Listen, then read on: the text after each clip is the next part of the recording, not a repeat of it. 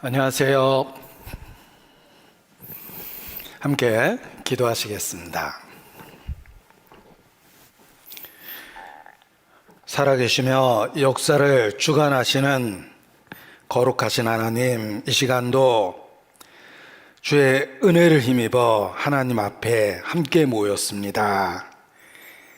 주의 진리로만 가르쳐 주시고 또 그 말씀을 올바로 깨달을 수 있도록 성령의 감동 감화하심으로 함께 해주시기를 주님께 간구합니다. 고통 속에 부르짖었던 모든 자들에게 예수께서 친히 응답해 주셨습니다. 우리 각 사람을 기억해 주시고 동일한 사랑으로 붙잡아 주시며 진리로 변화시켜 주시기를 주님께 간구합니다. 누구든지 죽기에 나오는 자 결코 내어 쫓지 않겠다는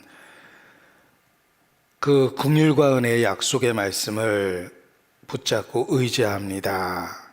우리 각 사람을 기억해 주시고 모든 말씀이 마음에 결실할 수 있도록 성령께서 역사해 주시기를 주님께 간구합니다.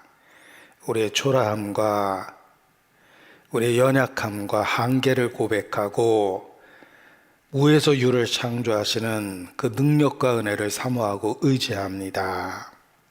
성령의 감동 감화하심으로 함께하여 주시옵소서. 고마우신 우리 구주 예수님 이름으로 기도합니다. 아멘. 성경 잠언 4장 18절로 19절 말씀을 찾겠습니다. 구약 성경 잠언 4장 18절로 19절. 잠언 4장 914페이지 18절 19절. 제가 읽어드리겠습니다. 의인의 길은 돋는 햇볕 같아서 점점 빛나서 원만한 광명에 이르거니와 악인의 길은 어둠 같아서 그가 거쳐 넘어져도 그것이 무엇인지 깨닫지 못하느니라. 의인의 길, 악인의 길. 인생은 선택의 연속이다 라는 표현처럼 우리의 삶은 선택으로 이루어져 있고 선택의 결과로 이루어져 있습니다. 에덴 동산에서는 생명나무와 선악과가 있었습니다. 먹지 말라라는 순종하느냐 또 그 말씀을 어기고 선악과를 먹느냐 불순종하느냐에 따라서 사느냐 죽느냐가 결정됩니다.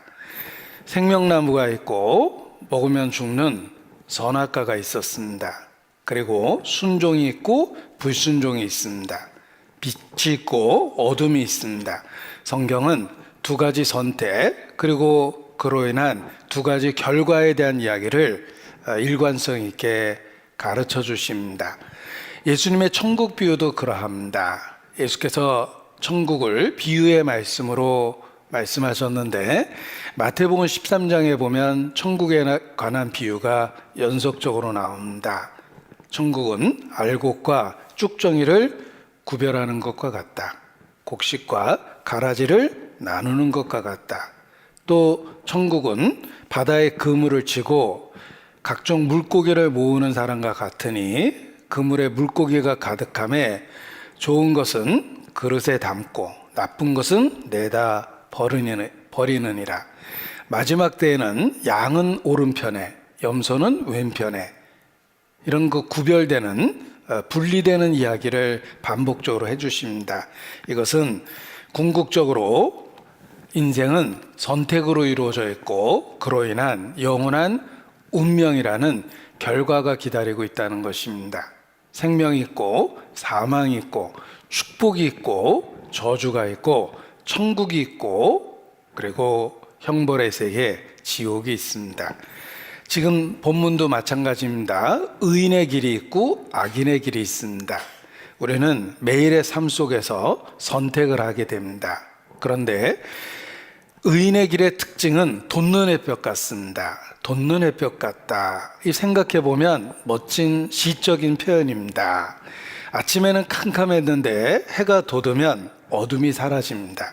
점점 어둠이 사라지고 빛 가운데 모든 것이 드러나고, 그리고 해가 떠오르면 마침내 모든 것이 밝은 빛 가운데 분명하게 드러납니다. 의인의 길이 그와 같습니다. 돋는 햇볕 같습니다. 점점 더 밝아지고 확실해진다는 뜻입니다.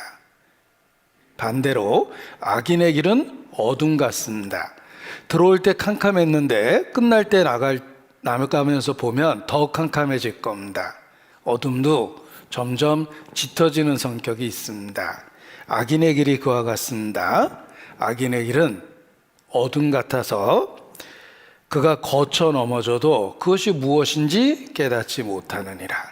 마침내 완전하게 잘못됐다는 건 알겠지만 왜 잘못됐는지, 어디서부터 잘못됐는지조차 깨닫지 못하고 멸망하게 된다는 뜻입니다. 우리가 성경을 배우는 것은 의인의 길로 방향을 정하고 한 발 한 발 다가가는 것과 같습니다. 따라서 돋는 햇볕과 같고 점점 더 밝아지는 경험을 하게 됩니다. 처음에는 하나님이 계신가 안 계신가 라고 생각하지만 성경을 배우면 계시는 것 같다라는 생각이 들고, 성경을 더 자세히 배우면 하나님은 계시는구나, 그리고 더욱 살펴서 자세히 배우게 되면 마침내 하나님은 확실히 계시는구나 라는 그런 믿음을 갖게 됩니다. 의인의 길은 돋는 햇볕 같고 점점 더 밝아지기 때문에 그렇습니다. 성경은 진리이며 사실입니다. 그 특징은 배우면 배울수록 확실하다. 왜냐하면 진리이기 때문에 진실성이 있습니다. 이 진리의 첫 번째 특징은 진실성입니다. 배울수록 사실이라는 게 드러납니다. 성경은 인류 역사상 최고의 베스트셀러라고 말씀드렸지만 또 한편에서는 가장 많이 불태워지고 가장 많이 공격받은 책이기도 합니다. 그럼에도 불구하고 21세기 지금까지 성경은 하나님의 말씀으로 우뚝 서 있습니다. 그것은 처음부터 사실이었기 때문에 그렇습니다. 배울수록 확실한 책, 바로 성경입니다. 여러분은 결국은 성경이 사실이고 하나님이 살아계시다는 걸 알게 됩니다. 죽음을 건너가면 책들이 펼쳐져 있고 하나님 앞에서 책들에 기록된 대로 심판을 받게 되기 때문에 그렇습니다. 그러나 기억할 것은 그때는 기회가 없다는 것입니다. 한 번 문이 닫힌 후에 바깥 어두운 곳에 내어 쫓기어 슬피 울며 문을 두드리며 열어주소서 해도 결코 한 번 닫힌 구원의 문 절대로 열리지 않을 거라고 경고하십니다. 나무가 남쪽으로 쓰러지든 북쪽으로 쓰러지든 쓰러진 곳에 그냥 있으리라. 전도서 11장에 보면 그렇게 표현하셨는데, 이 거대한 나무가 쿵 하고 쓰러지면 쓰러진 그곳에서 썩기 시작합니다. 운명이 결정된다는 뜻입니다. 그래서 이렇게 살아있다는 건 기회의 연속이며 아직은 돌이킬 수 있는 기회가 있는 것입니다. 경고하는 것은 그 기회가 계속해서 주어지는 것은 아닙니다. 혹 마지막 기회가 될 수 있다는 것입니다. 성경은 자주 책망을 받고 목이 곧은 사람은 갑자기 패망을 당하고 결단코 일어서지 못하리라 라고 경고하고 있습니다. 오늘 밤 내 영혼을 도로 취하리니 내 예비한 것이 누구 것이 되겠느냐 라고 경고하십니다. 살아있다는 건 기회인데 경고하신 것은 그 기회가 마지막이 될 수도 있다는 것입니다. 그래서 기회가 있을 때 기회를 붙잡아야 됩니다. 말씀을 들을 때 관심을 갖고 귀를 기울이고 살펴보면 마침내 알게 됩니다. 아버지의 말씀은 진리니이다. 성경이 진리라는 것, 진실성이 있다는 것, 사실성이 있다고 말씀을 드렸습니다. 기록된 이후 변하지 않은 불변성이 있고 모든 세대 모든 사람에게 적용될 수 있는 보편성이 있습니다. 성경은 하나님 말씀이기 때문에 그렇습니다. 오늘도 그 확실한 증거를 더욱 분명하게 보게 될 것입니다. 그래서 의인의 길은 돋는 햇볕 같아서 점점 빛나서 원만한 광명에 이르거니와, 성경을 배우면 우리의 삶이 점점 밝아지고 마침내 진리에 이르게 된다는 사실을 말씀해 주십니다. 이사야서 59장 1절 말씀을 여기 인용했습니다. 자, 여호와의 손이 짧아 구원치 못하심도 아니요 귀가 둔하여 듣지 못하심도 아니라 오직 너희 죄악이 너희와 너희 하나님 사이를 내었고 너희 죄가 그 얼굴을 가려서 너희를 듣지 않으시게 함이니 이는 너희 손이 피해 너희 손가락이 죄악에 더러웠으며 너희의 입술은 거짓을 말하며 너희 혀는 악독을 바람이라. 2절입니다. 오직 너희 죄악이 너희와 너희 하나님 사이를 내었다. 하나님과 우리 사이에 우리의 죄와 악이 있습니다. 그래서 내가 부르짖어도 대답하지 않습니다. 여호와의 손이 짧아 구원치 못하심도 아니요 귀가 둔하여 듣지 못하심도 아니라. 세상에 왜 고통이 있고 슬픔이 있고 사건 사고가 있으며 자연의 재해가 일어납니까? 신은 전능하고 인간을 사랑한다고 이야기하는데 왜 이렇게 끔찍한 세상을 방치합니까? 정답은 하나님과 우리 사이에 죄와 악이 있고 하나님과 우리의 관계가 분리되어 있다는 것입니다.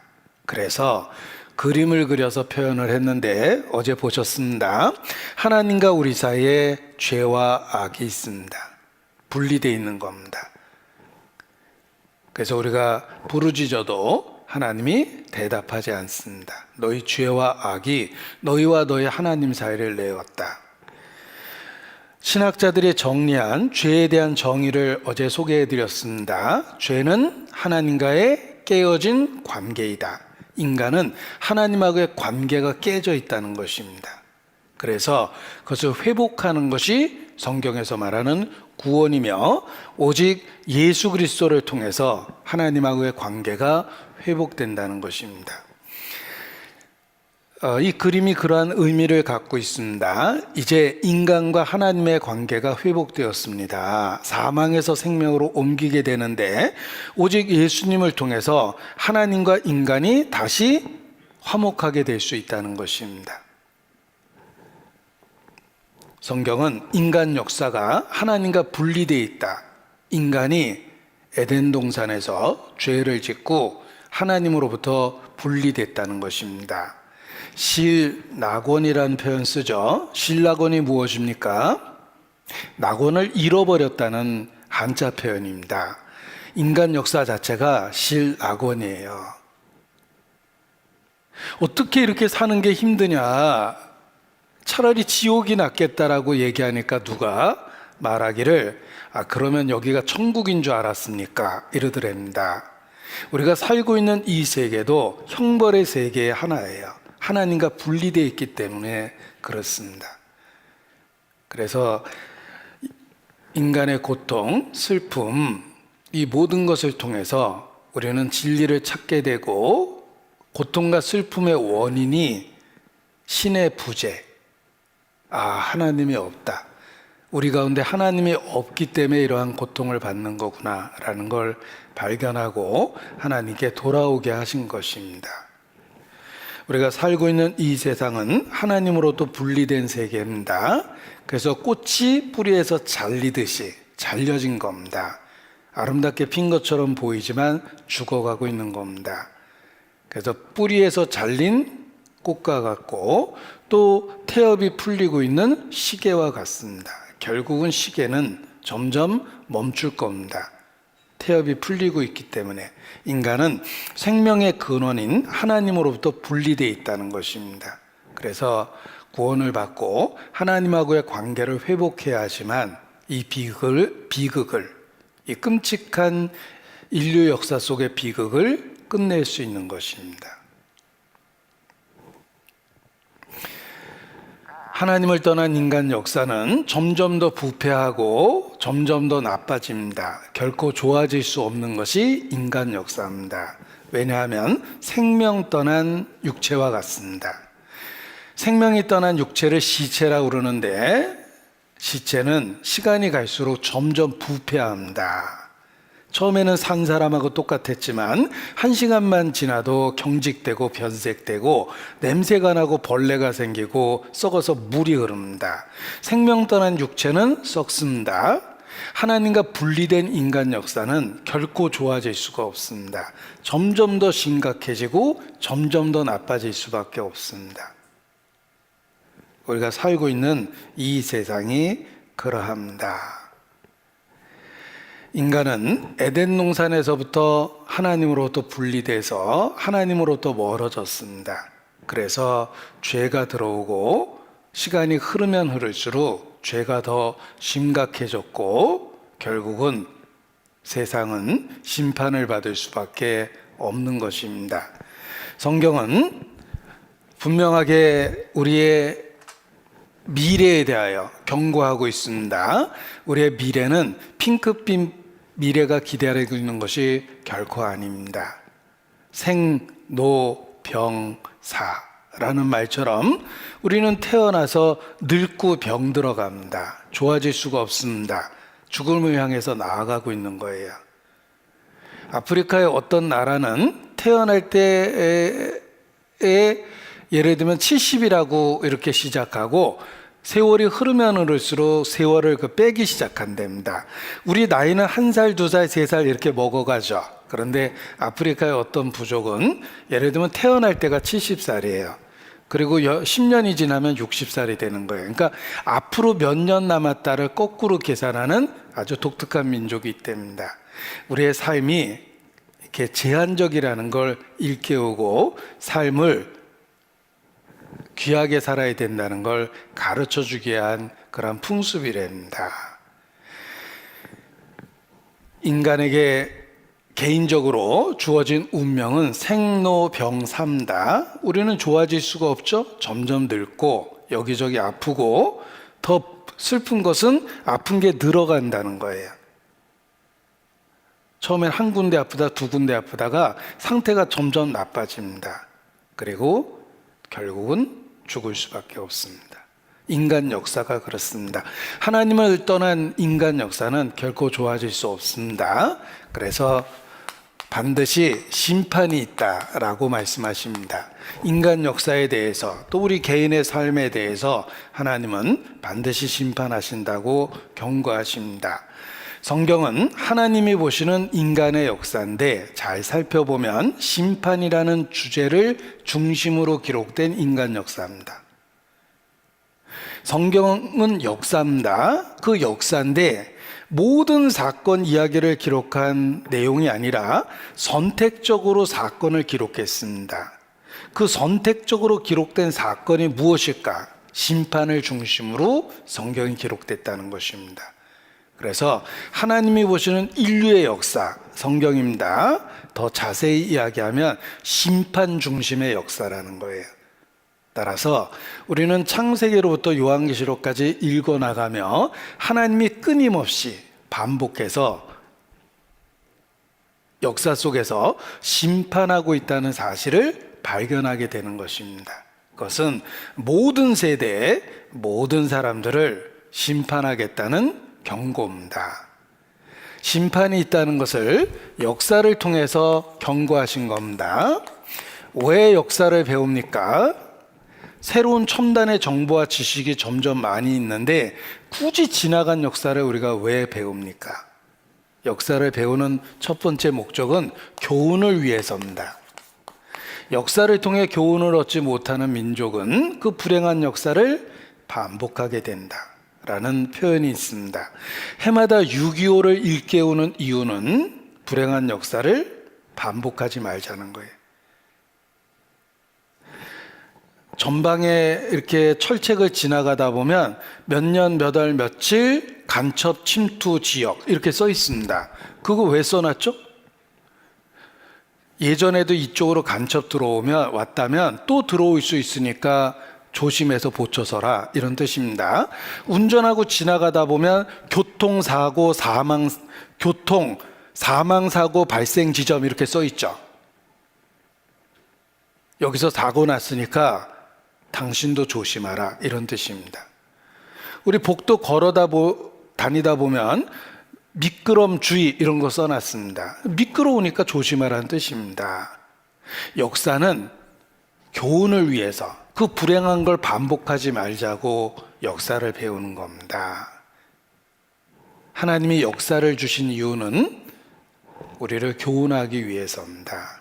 그래서 무엇이든지 전에 기록된 것은 우리의 거울과 경계로 기록되었다, 이렇게 말씀하십니다. 거울과 경계, 이것이 역사입니다. 한자로 표현하면 거울감, 경계계, 그래서 감계가 된다는 이런 표현을 쓰는 겁니다. 역사는 거울이 되고 경계가 됩니다.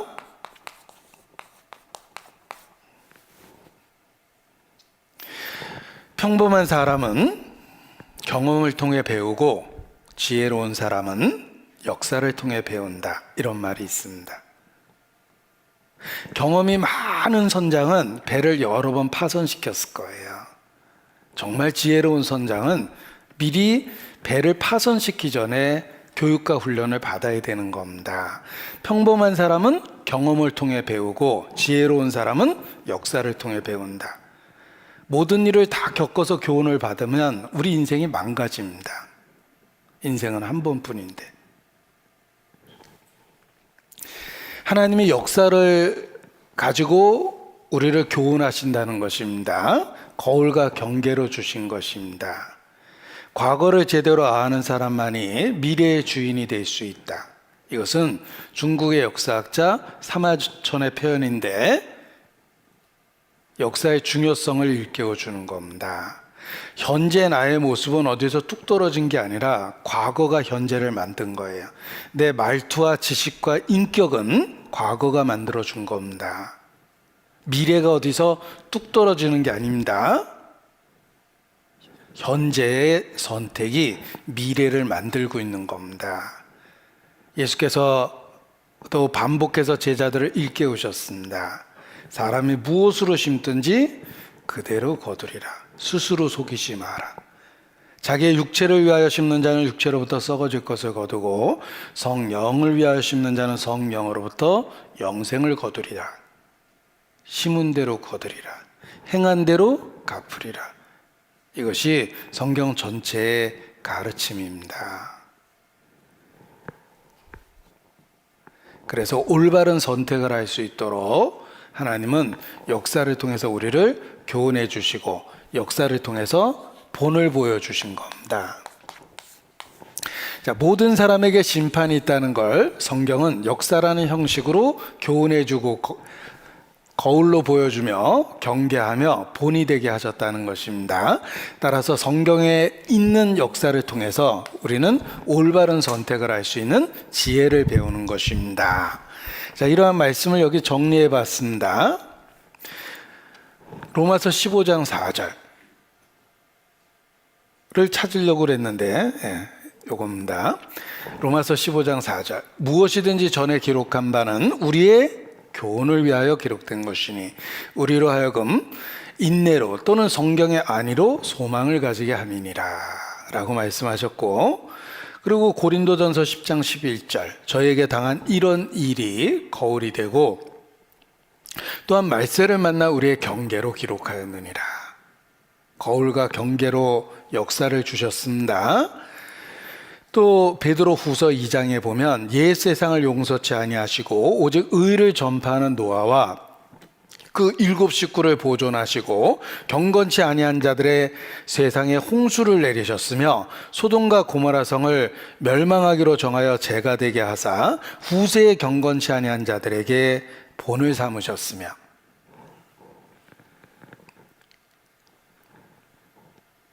보십시오. 여기에 노아 홍수 사건과 소돔 고모라 사건을 언급하시며 후세에 경건치 아니한 자들에게 본을 삼으셨다고 말씀하십니다. 이 역사를 본이 되게 말씀하셨다는 거예요. 그런데 두 가지 사건을 언급하셨죠. 노아 시대 홍수 사건과 소돔 고모라의 심판 사건입니다. 이 두 사건을 통해서 마지막 때 심판이 있다는 것에 본을 보여준 거예요.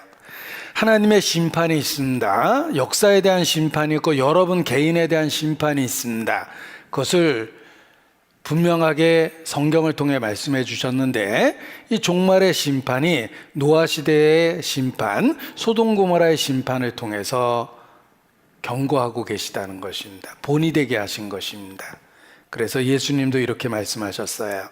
인자에 나타나는 날에도 이러하리라. 이것이 마지막 심판입니다. 그런데 노아 홍수와 소돔 고모라 사건을 언급하십니다. 노아의 때에 된 것과 같이 인자의 때에도 그러하리라. 노아가 방주에 들어가던 날까지 사람들이 먹고 마시고 장가들고 시집가더니 홍수가 나서 저희를 다 멸하였으며, 또 롯의 때와 같으리니 사람들이 먹고 마시고 사고 팔고 심고 집을 짓더니 롯이 소돔에서 나가던 날에 하늘로서 불과 유황이 비오듯 하여 저희를 멸하였느니라. 인자에 나타난 날에도 이러하리라. 자, 마지막 때 심판이 있다는 걸 역사로 경고하셨습니다. 노아 시대의 심판, 롯의 때는 소돔 고모라의 심판입니다. 그래서 성경은 반복되는 심판에 대한 이야기를 갖고 있는데, 이것이 여러분과 다 관련이 있다는 것입니다. 우리에게 본이 되게 하신 거예요. 우리 개인적인 심판이 있다는 걸 역사적인 사례로 보여주신 것입니다. 그런데 이거 잘 읽어보십시오. 사람들이 먹고 마시고 장가들고 시집가다 심판을 받았답니다. 노아 홍수 시대 때. 그 다음에 소돔 고모라 시대에는 사람들이 먹고 마시고 사고 팔고 심고 집 짓다가 심판을 받았답니다. 자, 그것이 무슨 죄입니까? 먹고 마시고 사고 팔고 심고 거두고 집 짓고 시집가고 장가가고 그러다가 멸망했다고 돼 있는데, 그것이 무슨 죄입니까? 성경에 살인하고 간음하고 동성연애하고 도둑질하고 사기치다가 멸망했다 이렇게 써 있으면 뭐 그러네 라고 생각할 수 있는데, 성경 말씀에 먹고 마시고 시집가고 장가가고 사고 팔고 집을 짓고 심고 거두다가 심판을 받았다 이렇게 말씀하십니다. 그게 무슨 죄입니까? 이 말씀은 근본적인 죄가 무엇인지를 우리에게 가르쳐 주는 겁니다. 살인하고 도둑질하는 것만 죄가 아니라 하나님과 상관없이 사는 죄, 그것이 심판받을 죄입니다.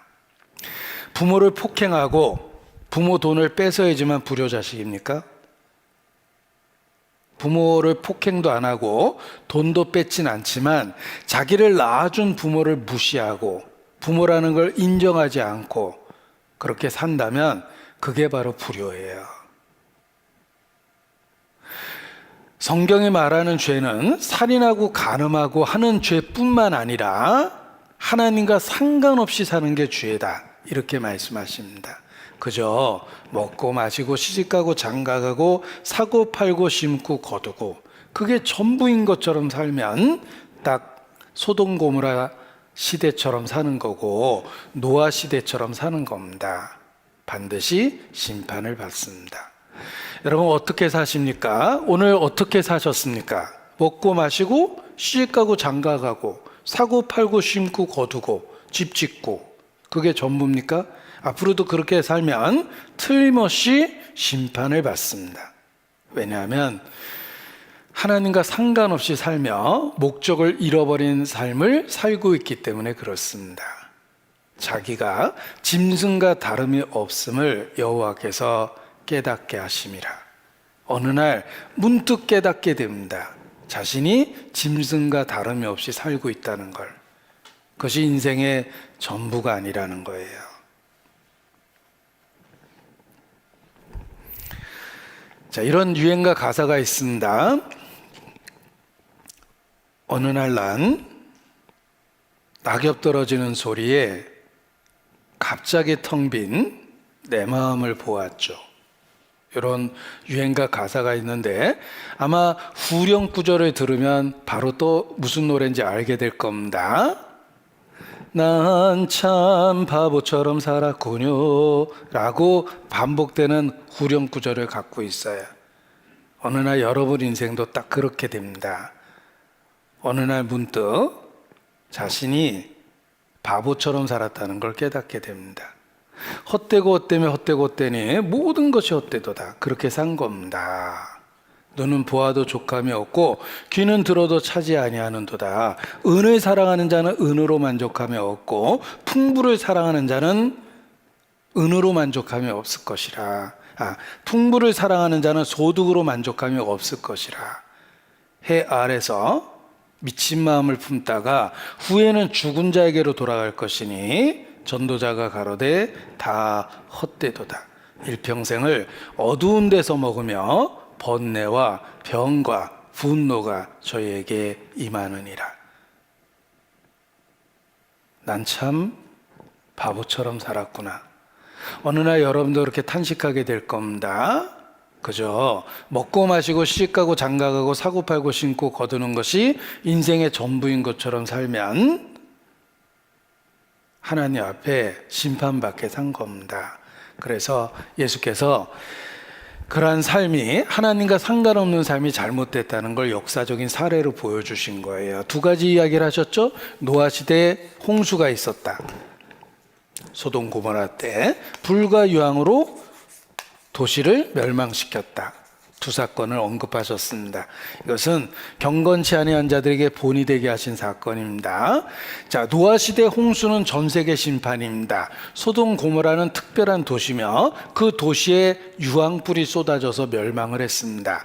이 두 사건을 합치면 마지막 심판이에요. 두 사건을 합쳐 보십시오.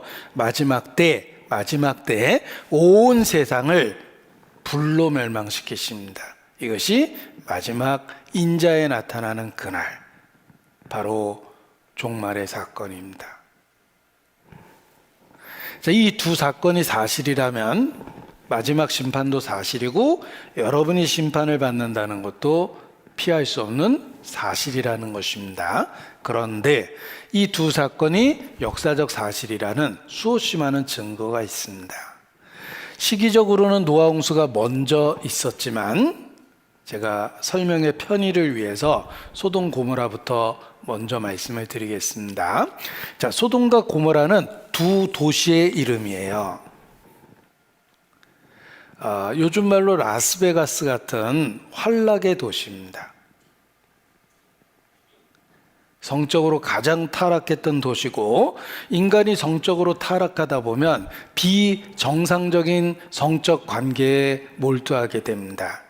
그것이 근친상간, 동성연애, 인간이 해서는 안 되는 그 도덕적 장벽을 넘어버리는 거예요. 바로 소돔 고모라가 그런 죄 때문에 멸망한 도시입니다. 지금도 영어로 소돔이라는 단어를 쓰고 Y라는 전미사를 붙이고 또 소돔이라는 단어를 쓰고 IT라는 전미사를 붙이면 소돔이 소돔마이트 이렇게 발음이 되는데 다 동성연애하다라는 뜻을 갖고 있습니다. 동성연애 했던 도시입니다. 요즘이 그렇습니다. 내가 남자와 결혼하든 여자와 결혼하든 국가가 그걸 왜 간섭하냐. 개인적인 문제와 취향을 왜 내 성적 취향까지 법으로 제재를 하려고 그러냐. 내가 남자와 결혼할 수도 있고 여자와 결혼할 수도 있고 내 스스로 내가 남성이 될 수도 있고 여성이 될 수도 있고 내가 정할 수 있는 것이 이런 식의 논리를 펴다 소돔 고모라가 그랬습니다. 그러다가 멸망을 한 거예요. 하나님이 그러한 죄가 얼마나 혐오스럽고 무서운지를 역사적 사례로 보여준 겁니다. 그런데 이 소돔 고모라가 사실이라는 분명한 증거들이 고고학적으로 많이 있습니다. 보십시오. 요즘에 동성연애자들이 대놓고 뭐 지옥 있어봤자 있으면 내 가지 뭐 견딜만 할 거야. 지금의 삶이 중요하다. 뭐 이런 겁니다. 무신론자들이 내건 표어가 있더라고요. 무신론자들이 쓴 그 표입니다. 그래서 버스에다 이렇게 써가지고 홍보도 했어요. 뭐라고 홍보했냐면 There is probably no God. 아마도 신은 없을 것이다. There is probably no God. 아마도 신은 없을 것이다. Stop worrying. 근심을 멈추고 and enjoy your life. 내 인생을 즐겨라. 이게 이제 무신론자의 표어입니다. 아마도 신은 없을 것이다. 근심을 멈추고 다 함께 차차차. Stop worrying and enjoy your life. 이게 무신론자의 표어입니다. 신의 존재가 내 마음대로 하는 것을 방해하니까 신은 없다. 그냥 걱정 말고 인생 즐기자. 이게 이제 버스까지 동원해서 버스에 그 홍보표를 붙여놓은 내용입니다. 하나님을 부정하는 거죠. 왜 내 선택에 간섭하는 거냐? 내 마음대로 내 인생을 살겠다. 신이 왜 내 선택에 간섭하냐? 이런 것입니다. 그 논리가 원래 원조가 여기에요. 이쪽에서 시작된 근본적인 죄입니다. 보세요.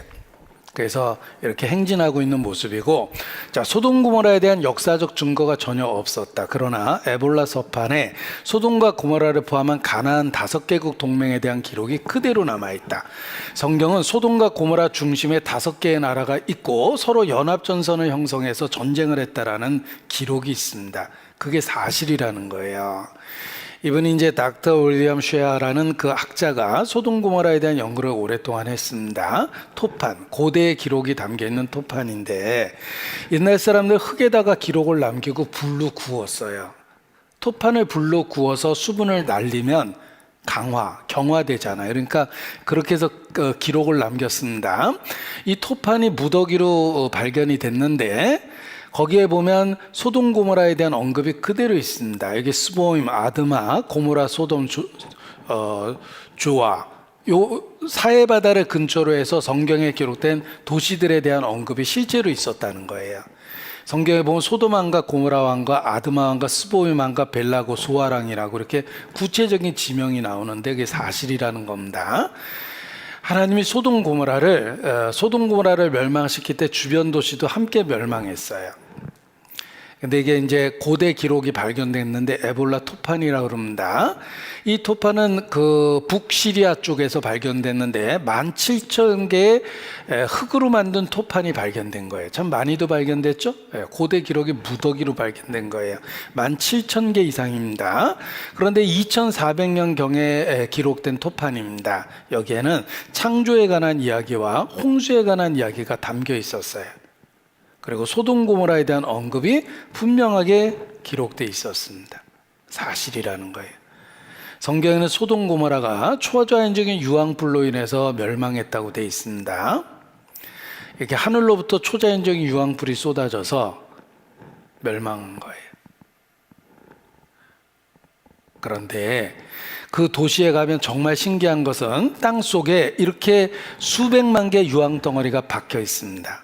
여기에 수백만 개 유황 덩어리가 박혀 있습니다. 여러분, 땅에 박혀 있다는 말은 중력이에요. 하늘로부터 떨어졌다는 뜻입니다. 그래서 땅 속에 깊이 박혀 있는데 이 수백만 개 유황 덩어리가 발견된 층이 있고, 그리고 도시가 불탄 흔적들이 그대로 있다는 겁니다. 도시가 불탔던 두꺼운 그 재의 흔적들이 그대로 있고, 더 놀라운 건 여기서 발견되는 유황 덩어리에 불을 붙이면 불이 붙는데요. 왜냐하면 순도 98.4%랍니다. 유황 성분이. 보통 유황은 이렇게 황색이죠. 이거 많이 보셨습니다. 화산재에서 나오는 유황입니다. 이거 캐가지고 팔거든요. 그런데 소돔 고모라에서 발견되는 유황은 이와 같이 흰색이에요. 그리고 화산재에서 발견되는 유황을 화산재에서 발견되는 유황은 롬빅 타입으로 순도 40% 이상이 되기가 어렵답니다. 그런데 소돔 고모라에서 발견되는 유황은 순도 98.4%예요.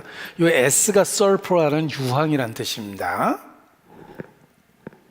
이런 유황은 지구상에 존재할 수가 없는데 오직 소돔 고모라 유적지에서만 땅속에서 발견되는 거예요. 소돔 고모라는 사실입니다. 유황가불을 하나님이 비같이 내리셨는데 이렇게 초자연적 유황불이 쏟아진 거죠. 롯과 그의 가족이 살아남았습니다. 소돔과 고모라성 찾았다. 고고학자들 현지 답사하고 있고, 시나이산 사해저 유적 발굴했으며 성서의 신비 점차 모습 드러내고 있다. 소돔 고모라 사해 인근에 실제했다. 성경 기록 사실에 가깝다. 사해 등지에서 고고학자들 유적 발굴했고, 소돔 고모라 정말 있었다. 로마 대학 발굴 토판 문서에서도 확인했고, 성경 속에 소돔과 고모라 사해 연안에 실제 있었으며 소돔과 고모라 사해 부근에 실존했다. 이렇게 주변 도시까지 다 발굴이 됐습니다. 사해 바다를 근처로 소돔 고모라가 실제로 있었다는 것과 불에 탄 도시의 흔적들, 성경에 기록된 그대로 그 도시의 흔적을 찾아냈습니다. 그래서 지금은 관광지가 돼 있어요. 편말이 붙어 있습니다. 롯의 아내라고 써 있죠. 롯과 그의 아내, 그 가족이 탈출했습니다. 그리고 그 지역에 가보면 이 땅 속에 수백만 개 유황 덩어리가 박혀 있습니다. 이렇게 유황이 막 박혀 있어요. 요걸 다 캐다가 불을 붙여보면 불이 붙을 정도예요. 이 재료를 다 분석해 봤더니 지구상에 존재할 수 없는 유황 덩어리인데 보통 유황은 40%의 순도를 갖고 있는데 여기서 발견된 유황만 순도 98.4%다. 성경은 사실이다. 이런 것입니다. 제가 내셔널 지오그래픽에서 나온 다큐멘터리를 보여드릴까 했는데 이게 저작권에 걸립니다.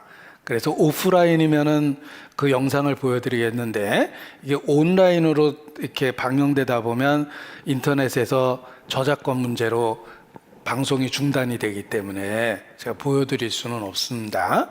그런데 소돔 고모라는 역사적 사실이라는 것이 명확하게 입증됐다는 것입니다. 사실입니다. 그리고 노아 시대 홍수 이야기도 사실입니다. 보십시오. 시간을 절약하기 위해서 화면을 통해서 제가 보여드리겠습니다. 노아 홍수에 관한 이야기입니다.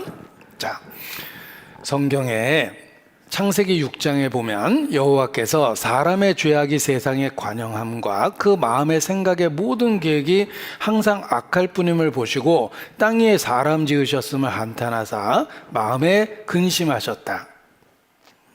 그리고 심판하기로 결정하셨는데 노아는 여호와께 은혜를 입었더라 라고 기록되어 있습니다. 노아는 여호와께 은혜를 입었더라. 하나님은 죄가 많아지니까 세상을 심판하겠다고 결정했지만 노아에게는 은혜를 주셨습니다. 사람들은 먹고 마시고 하나님과 상관없이 인생을 살았습니다. 그러나 노아는 의인이여 당세의 완전한 자라. 그가 하나님과 동행하였다라고 기록되어 있습니다. 하나님은 노아에게 두 가지 계시를 주십니다. 첫 번째는 홍수로 세상을 심판할 것이다 라고 말씀하셨고, 두 번째는 너는 너와 내 가족을 위해서 방주를 만들어라 라고 명령하셨습니다. 그래서 하나님이 직접 노아 방주를 설계해 주셨는데 너는 잣나무로 너를 위하여 방주를 짓되, 나무를 지정해 주셨죠? 배를 만들어 보면 부력이 좋은 나무를 사용해야지 배가 뜹니다. 하나님이 지정해 준 거예요. 잣나무로 너를 위하여 방주를 짓되 그 안에 간들을 막고 칸막이를 치는데 상중하 3층으로 쳤다고 되어 있죠. 보십시오. 노아 방주는 상중하 3층이며 그리고 간들을 막았어요. 칸막이를 친 겁니다. 배는 강철로 만들어도 통으로 만들면 파도의 수압에 의해서 반토막이 납니다. 그러나 나무로 만들었지만 칸막이를 치면 격자 구조라고 그래요. 그래서 수압을 견뎌냅니다. 우리 뼈가 그렇습니다. 뼈의 미세한 그 구멍들은 격자 구조예요. 그래서 뼈가 단단한 거예요. 재질에 비해서. 강철로 된 파이프도 통으로 만들면 치면 이게 휘잖아요. 그런데 사람 뼈는 엄청 단단합니다. 노아 방주가 그렇다는 거예요. 상중하 3층이며 칸막이를 쳤기 때문에 격자 구조며 파도의 수압을 견딜 수 있었다. 이렇게 이야기합니다. 그런데 배를 만들 때 가장 어려운 게 방수처리인데 도대체 방수처리는 어떻게 했을까? 하나님이 기가 막힌 방수 재료를 주셨어요. 여기 보시면 역청으로 그 안팎에 칠하라. 바로 역청을 주셨습니다. 오늘날에도 이라크인들의 일상생활 여기저기에 이 역청이 많이. 이게 역청이에요. 저작권에 걸릴까 봐 제가 짧게 보여드린 거예요. 보십시오. 역청은 유전지대에 휘발성 있는 게 날아가면 찌꺼기가 남은 석유의 찌꺼기가 역청입니다. 아스팔트의 재료가 되는데 배 만드는 최고의 재료입니다. 그 배를 만드는 엔지니어들은 이야기합니다. 배를 만들 때 최고의 방수 재료는 역청이랍니다. 그래서 모든 나라에서 역청을 갖고 방수 재료를 썼는데 해양 오염의 주범이랍니다. 석유니까. 그래서 바다가 오염되기 때문에 국제 협약에 의해서 사용 금지가 돼 있대요. 그래서 공적으로 역청을 쓸 수가 없어서 지금은 화학물질로 방수 처리를 하는데 효과 면에서는 역청을 따라갈 만한 게 없답니다. 그래서 그 국제 협약이 맺어진 게 얼마 안 됐습니다. 얼마 전까지만 해도 배는 다 방수 처리를 역청으로 했다는 것입니다. 자, 대한민국은 석유 한 방울도 안 나는데 도로가 아스팔트라는 게 신기하지 않으세요?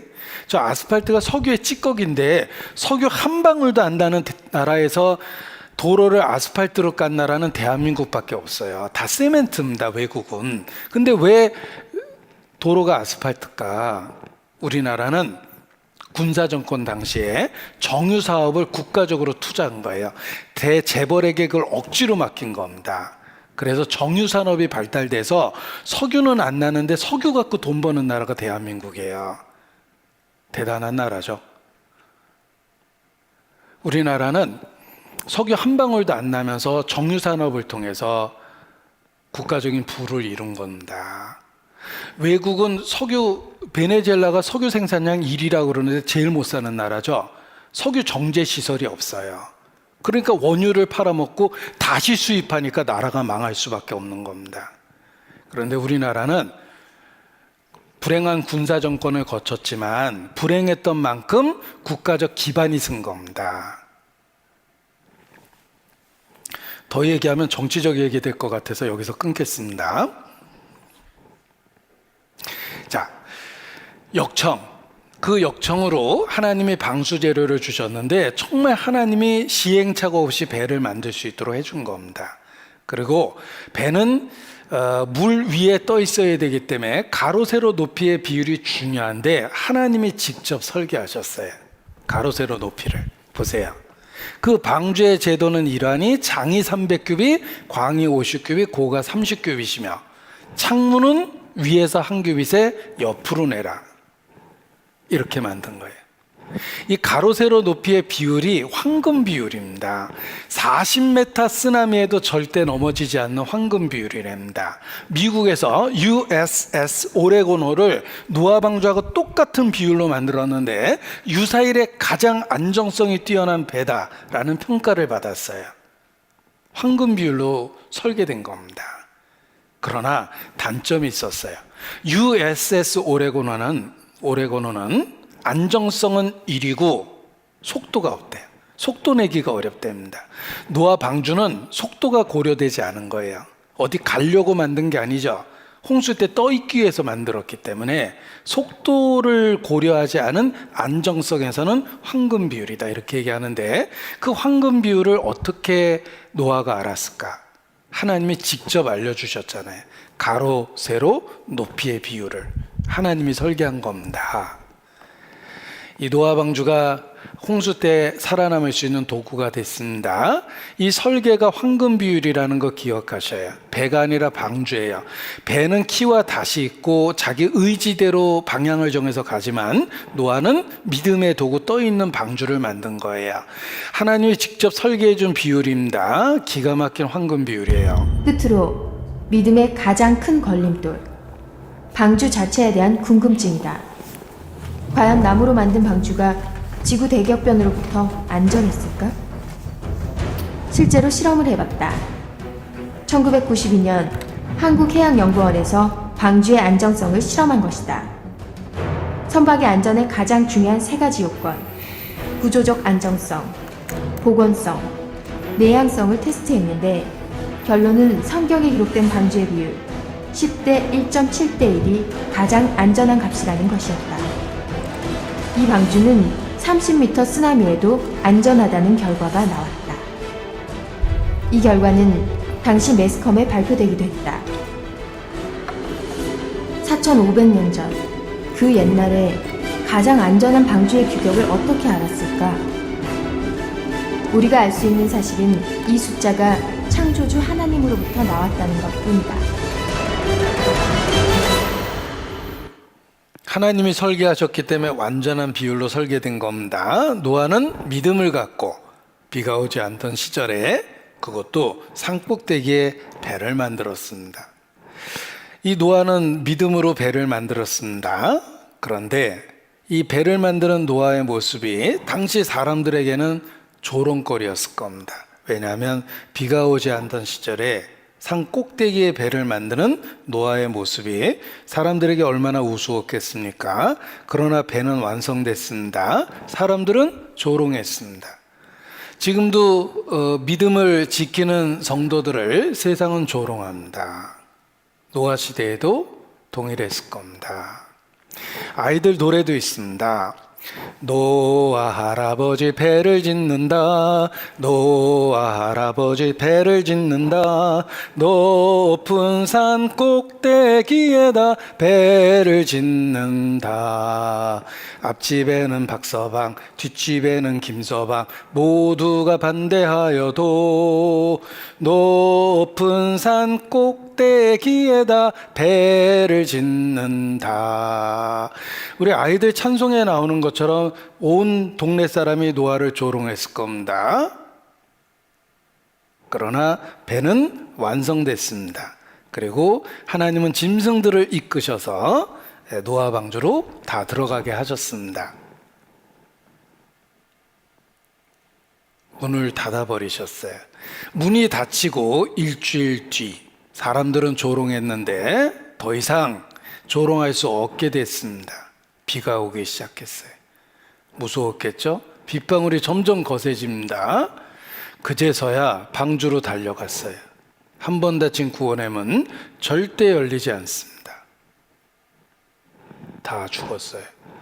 성경은 증거합니다. 노아와 그 가족 외에 다 죽었어요. 이것이 노아 홍수 사건입니다. 물이 땅에 더욱 창이라매 천하의 높은 산이 다 덮였더라. 육지에서 코로 생물의 기식을 호흡하는 것은 다 죽었더라. 이것이 노아 시대 홍수 사건입니다.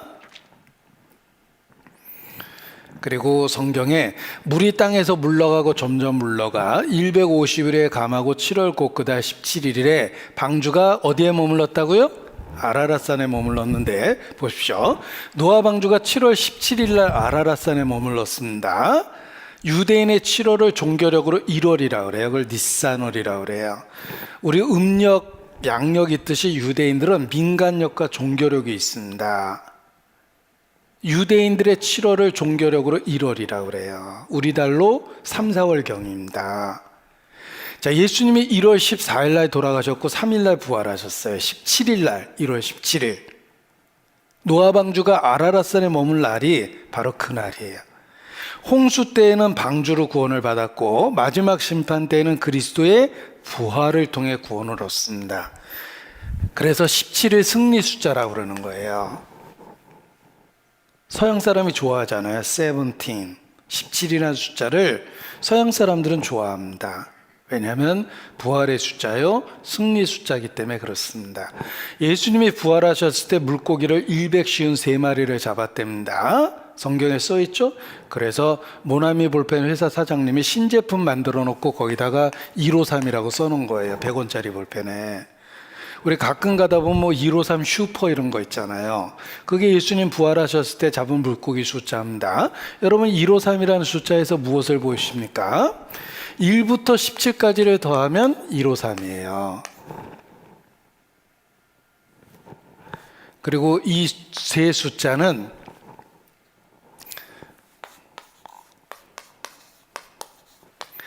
지성소를 나타내는 정방형의 사각형이라고 그래요.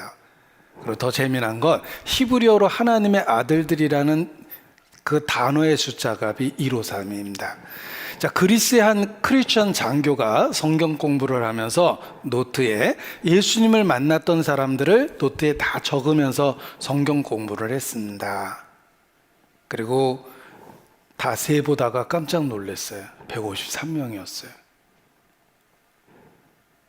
너무 놀래서 다시 한번 검증 절차를 거쳤는데 성경에 예수님을 만나서 변화된 사람들의 숫자가 153명이었어요.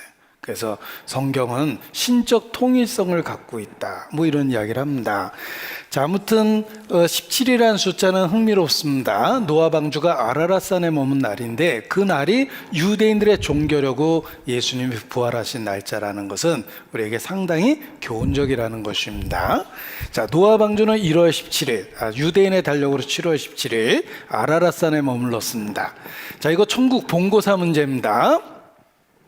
다음 중 가로에 알맞은 말은 7월 곧 그달 17일에 방주가 네모에 머물렀으며 정답은 아라랏산이에요.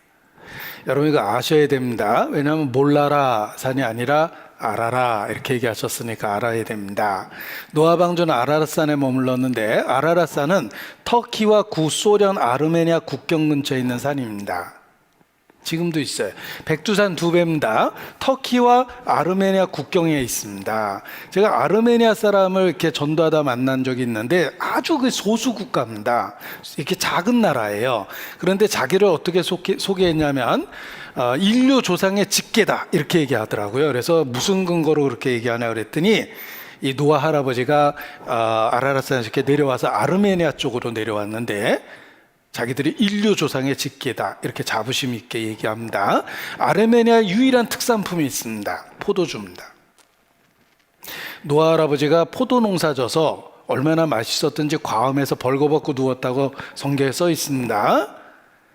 지금도 아르메니아 사람들이 특산품이 포도주인데 그렇게 선전합니다. 이게 얼마나 맛있었으면 노아 할아버지도 과음하셨겠냐 뭐 이러면서 그 포도주 지금도 팝니다. 그 아라랏산이 그 국경에 있기 때문에 그렇습니다. 터키와 아르메니아 국경입니다.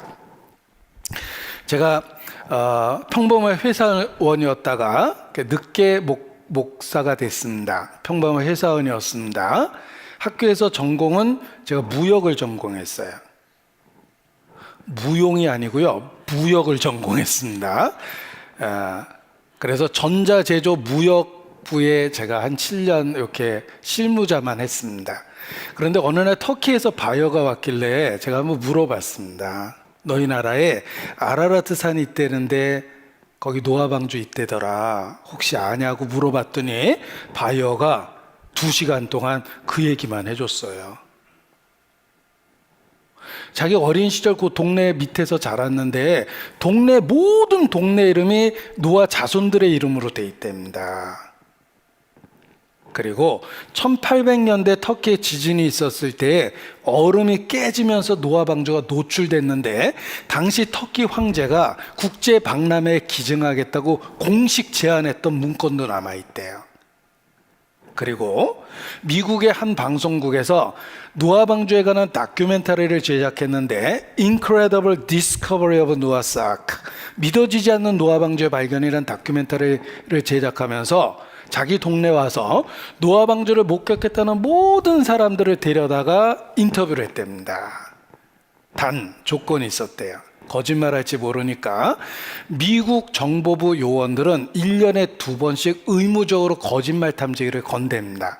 너 혹시 이중 스파이 노릇 안 하냐라는 질문을 했을 때 대부분 거짓말 탐지기에 걸릴 정도로 성능이 인정된 건데 인터뷰 조건이 그 정보부 요원에게 거는 거짓말 탐지기를 걸고 인터뷰하자 이렇게 조건을 걸었답니다. 그런데 인터뷰한 모든 사람 중에 거짓말 탐지기에 걸린 사람이 한 사람도 없대요. 무슨 뜻입니까? 보기는 봤다라는 거예요. 그들은 뭔가를 봤다라는 거예요. 봤다라는 것 자체가 거짓말은 아니다라는 건 확실하다는 거예요. 왜냐하면 그 많은 목격자들이 거짓말 탐지기에 한 사람도 안 걸렸거든요. 노아 방주가 아라랏산에 있다는 이야기는 아주 유명한 이야기입니다. 여기 그 증거들을 보여드리겠습니다. 아라랏산이 어디 있는지 구글로 내려다 볼 수 있어요. 요즘 시대가 좋아져서. 자, 구글 위성을 한번 동원해 보겠습니다. 아라랏산 나오세요. 점점 가까이 가고 있죠? 네. 자, 이것이 위성의 한계입니다. 네. 무료는 여기까지만 보여준대요. 네. 더 자세히 보려면 이제 그 유료화되어 있는 위성을 갖고 이렇게 보게 되는데 보십시오. 자, 터키 아라랏산이 실제로 있습니다. 지도에도 나오죠. 아라랏산. 아르메니아 근처에 있는데 이 아라랏산은 백두산 2배 높이입니다.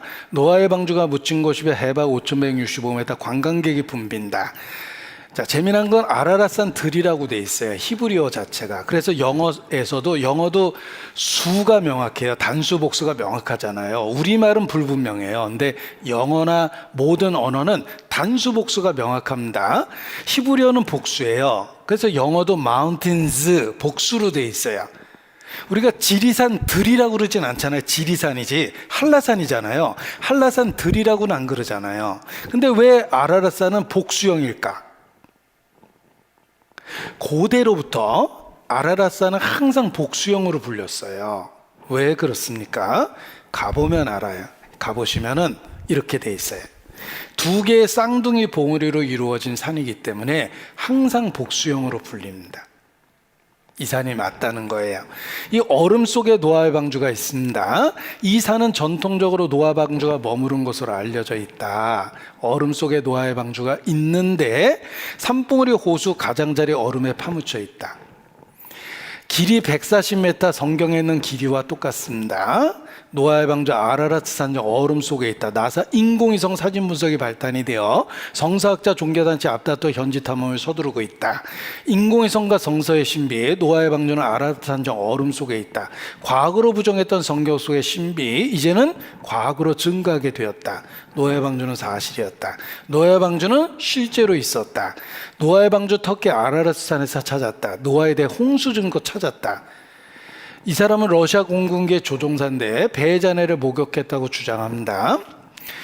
이 러시아와 관계된 이야기들은 유명해요. 제가 정확하게 이름을 기억 못해서 인용하기가 그런데 러시아 마지막 황제의 마지막 살아남은 왕녀가 있어요.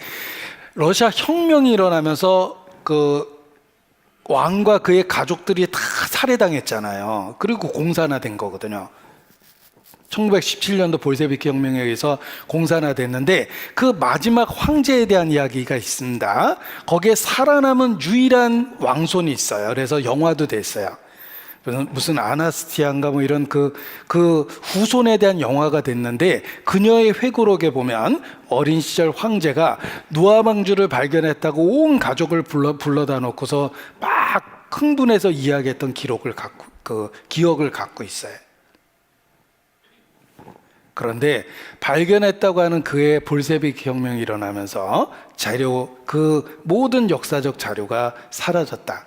황실 가족이 다 살해됐거든요. 그런데 그녀의 기억 속에 그 황제가 발견했다고 온 가족을 모아놓고 얘기했던 기억을 갖고 있다는 겁니다. 그게 이제 러시아 그 마지막 황손에 대한 이야기도 나오더라고요.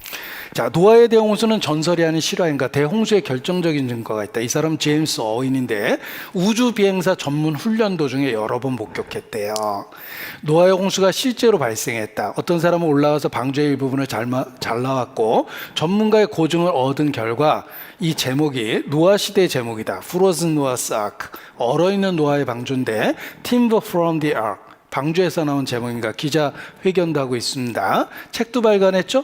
금세기 최고의 발견, 노아 방주에 대한 이야기예요. The Greatest Discovery, Our Time. 노아 방주에 대한 책들이 발간이 되는데 보십시오.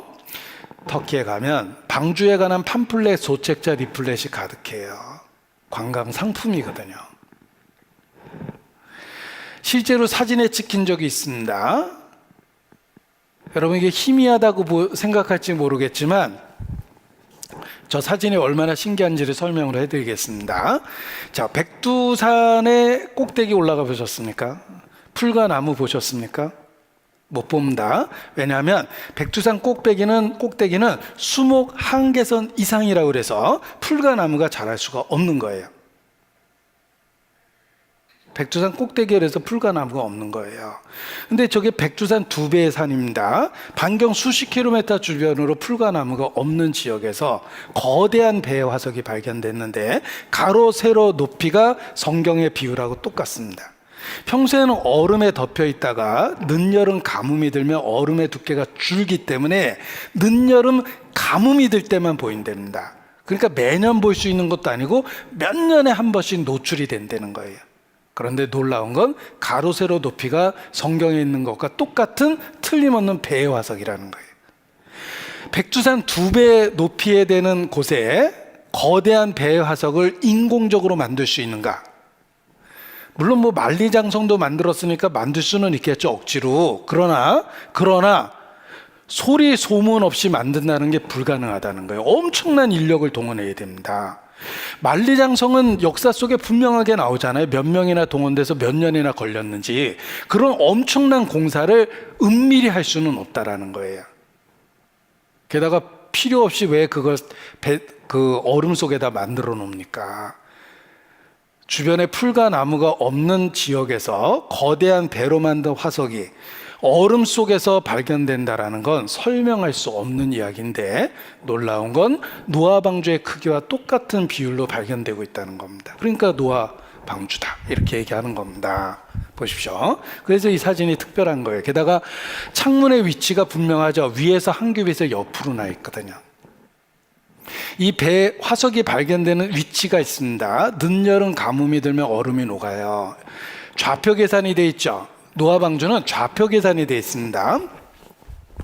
우리 시대에는 GPS가 널리 활용되고 있습니다. GPS가 뭘까? 글로벌 포지션 시스템이라고 해서 우리가 살고 있는 모든 지역에 가로 세로로 줄을 긋고 고유의 로케이션 번호를 만들어 놓은 거예요. 그래서 현재 GPS는 탁구공 하나가 이동해도 위치를 추적할 수 있다고 합니다. 그래서 자동차에 GPS를 해놨기 때문에 내 차 위치가 항상 나오는 거예요. 요즘 자동차에는 SOS 기능이 있어가지고 비상시에 그걸 누르게 되면 그 신고를 대신 해준다. 자동차 위치를. 거기에 GPS가 붙어 있거든요. 그 말의 뜻은 우리가 살고 있는 모든 지구 어느 곳이든 GPS 위치가 정해져 있다는 거예요. 가로 세로 주소가 있다는 겁니다. 노아 방주도 당연히 가로 세로 GPS 주소가 있어요. 좌표가. 그래서 위성으로 관찰이 가능한 겁니다. 이게 이제 그 노아 방주가 발견될 위치입니다.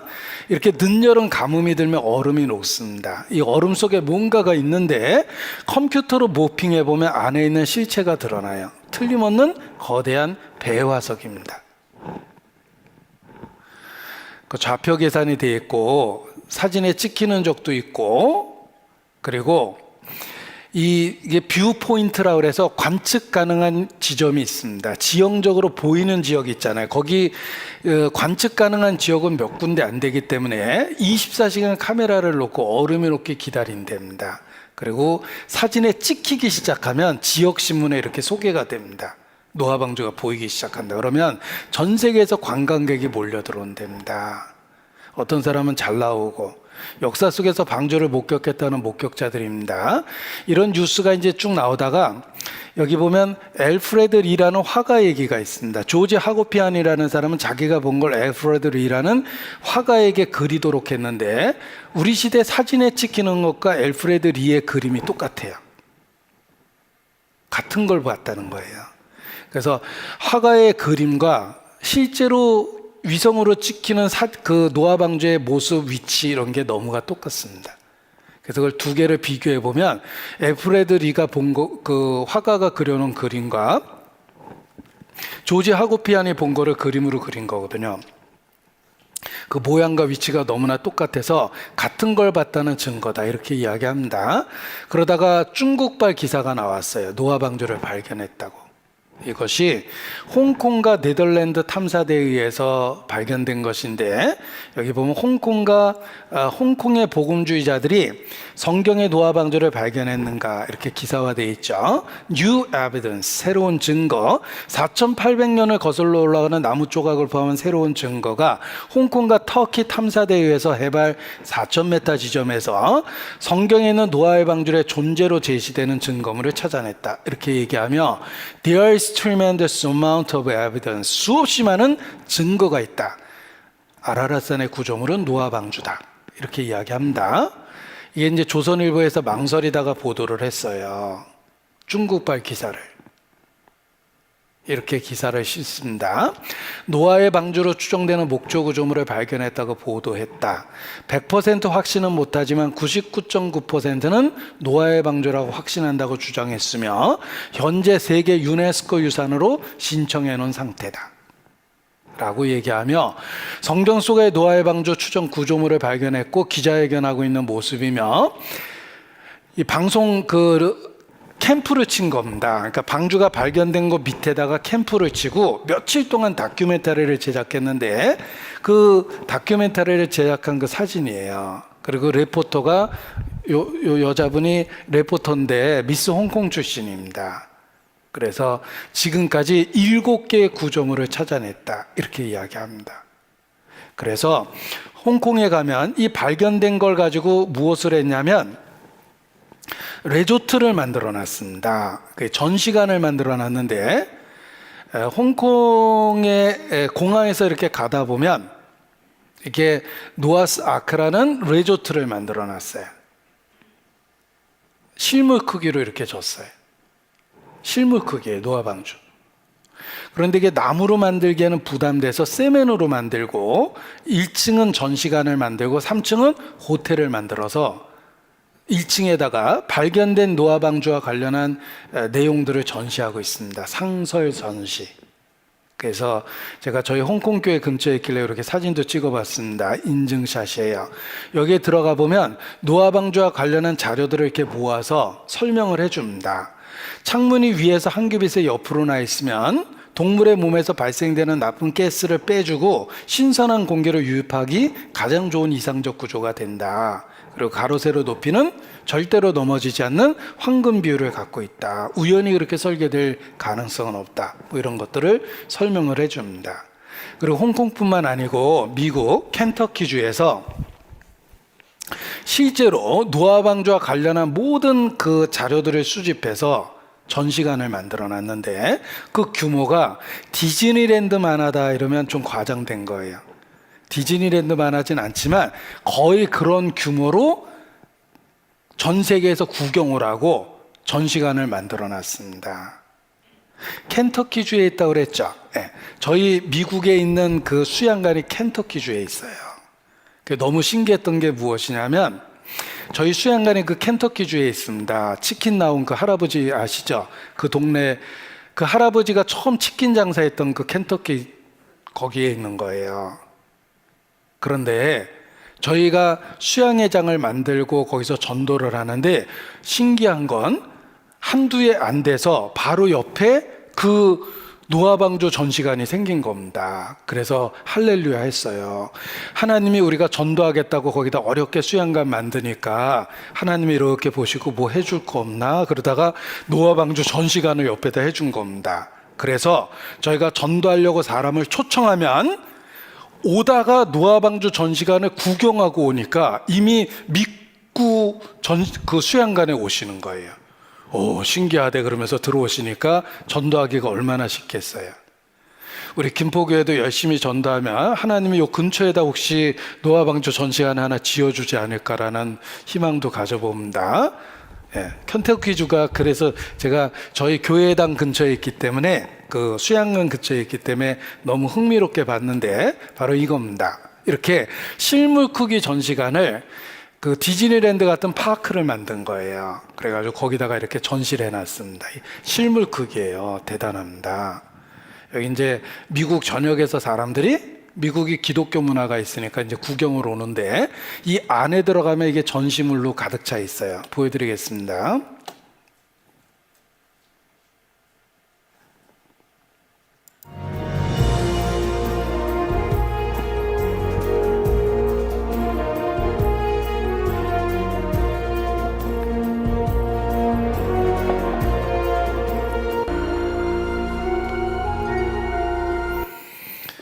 여기가 이제 큰 테마파크입니다. 굉장한 규모를 갖고 있는 테마파크입니다.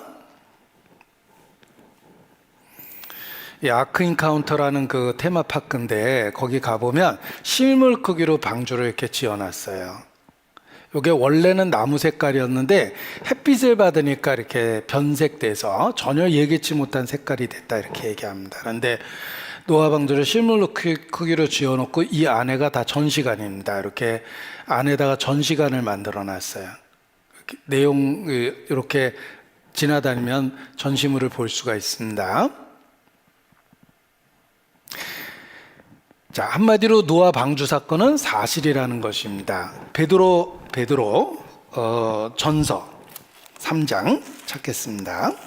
베드로 전서 3장 20절.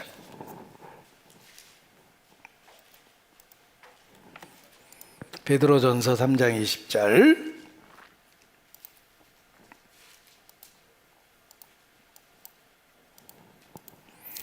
그들은 전에 노아의 날 방주 예배할 동안 하나님이 오래 참고 기다리실 때에 순종치 아니하던 자들이라.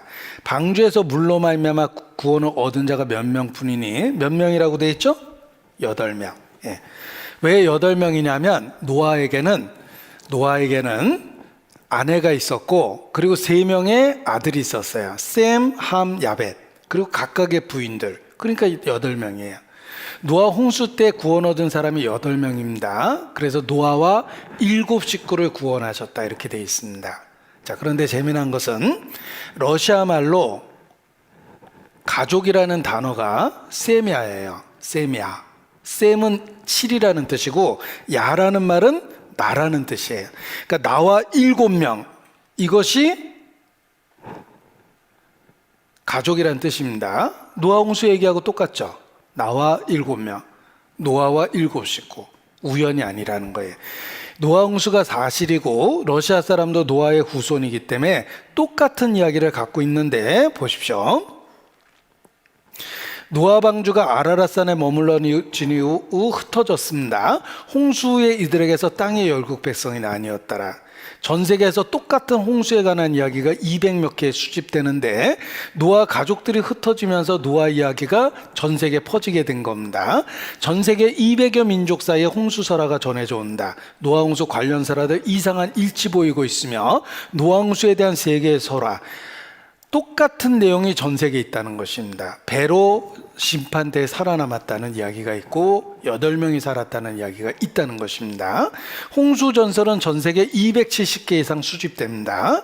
하와이에 있는 전설이에요. 보십시오. 첫 번째 사람이 죽은 오랜 후에 세상은 살아가게 악한 것이 되었고 한 선한 사람이 남게 되었으니 그의 이름은 누라. 노아, 음가가 똑같죠. 그가 거대한 배를 그 가족과 함께 만들었고 짐승을 채웠고 물은 모든 땅을 덮었고 모든 사람을 죽게 했다. 오직 누아와 그의 가족이 살아남았다.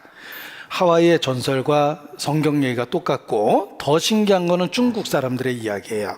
후이라는 사람이 그 아내와 3 아들과 3 딸 8명이죠. 거대한 홍수로부터 탈출했다. 그와 그의 가족은 지구상에 살아남은 유일한 사람들이었고 거대한 홍수에 그들이 인류를 재번성시켰다. 노아 홍수 얘기가 똑같이 중국에도 있고 멕시코 사람들은 또 이렇게 말합니다. 멕시코 원주민을 톨텍 인디언이라 그래요. 톨텍 인디언들은 고대 멕시코 원주민의 톨텍 인디언들은 첫 번째 세상이 1716년 동안 지속되다가 산을 덮을 만한 큰 홍수에 의해서 파괴되었다. 오직 한 가족이 살아남았다. 이렇게 이야기하는데 1716년 동안 첫 번째 세상이 지속되었다. 여러분 아담부터 노아까지 다 더하면 1656년이에요. 좀 지루하지만 다 더해보면 그러면 톨텍 인디언들의 이야기와 오차가 딱 60년이에요. 4000년 역사를 다뤘는데 구전된 톨텍 인디언들하고 기록된 성경의 기록하고의 오차가 60년밖에 지지 않는다는 건 같은 사건을 기록한 게 틀림없다는 뜻입니다. 노아 홍수 사건은 사실입니다. 그래서 중국에도 똑같은 이야기가 있는 겁니다. 보십시오.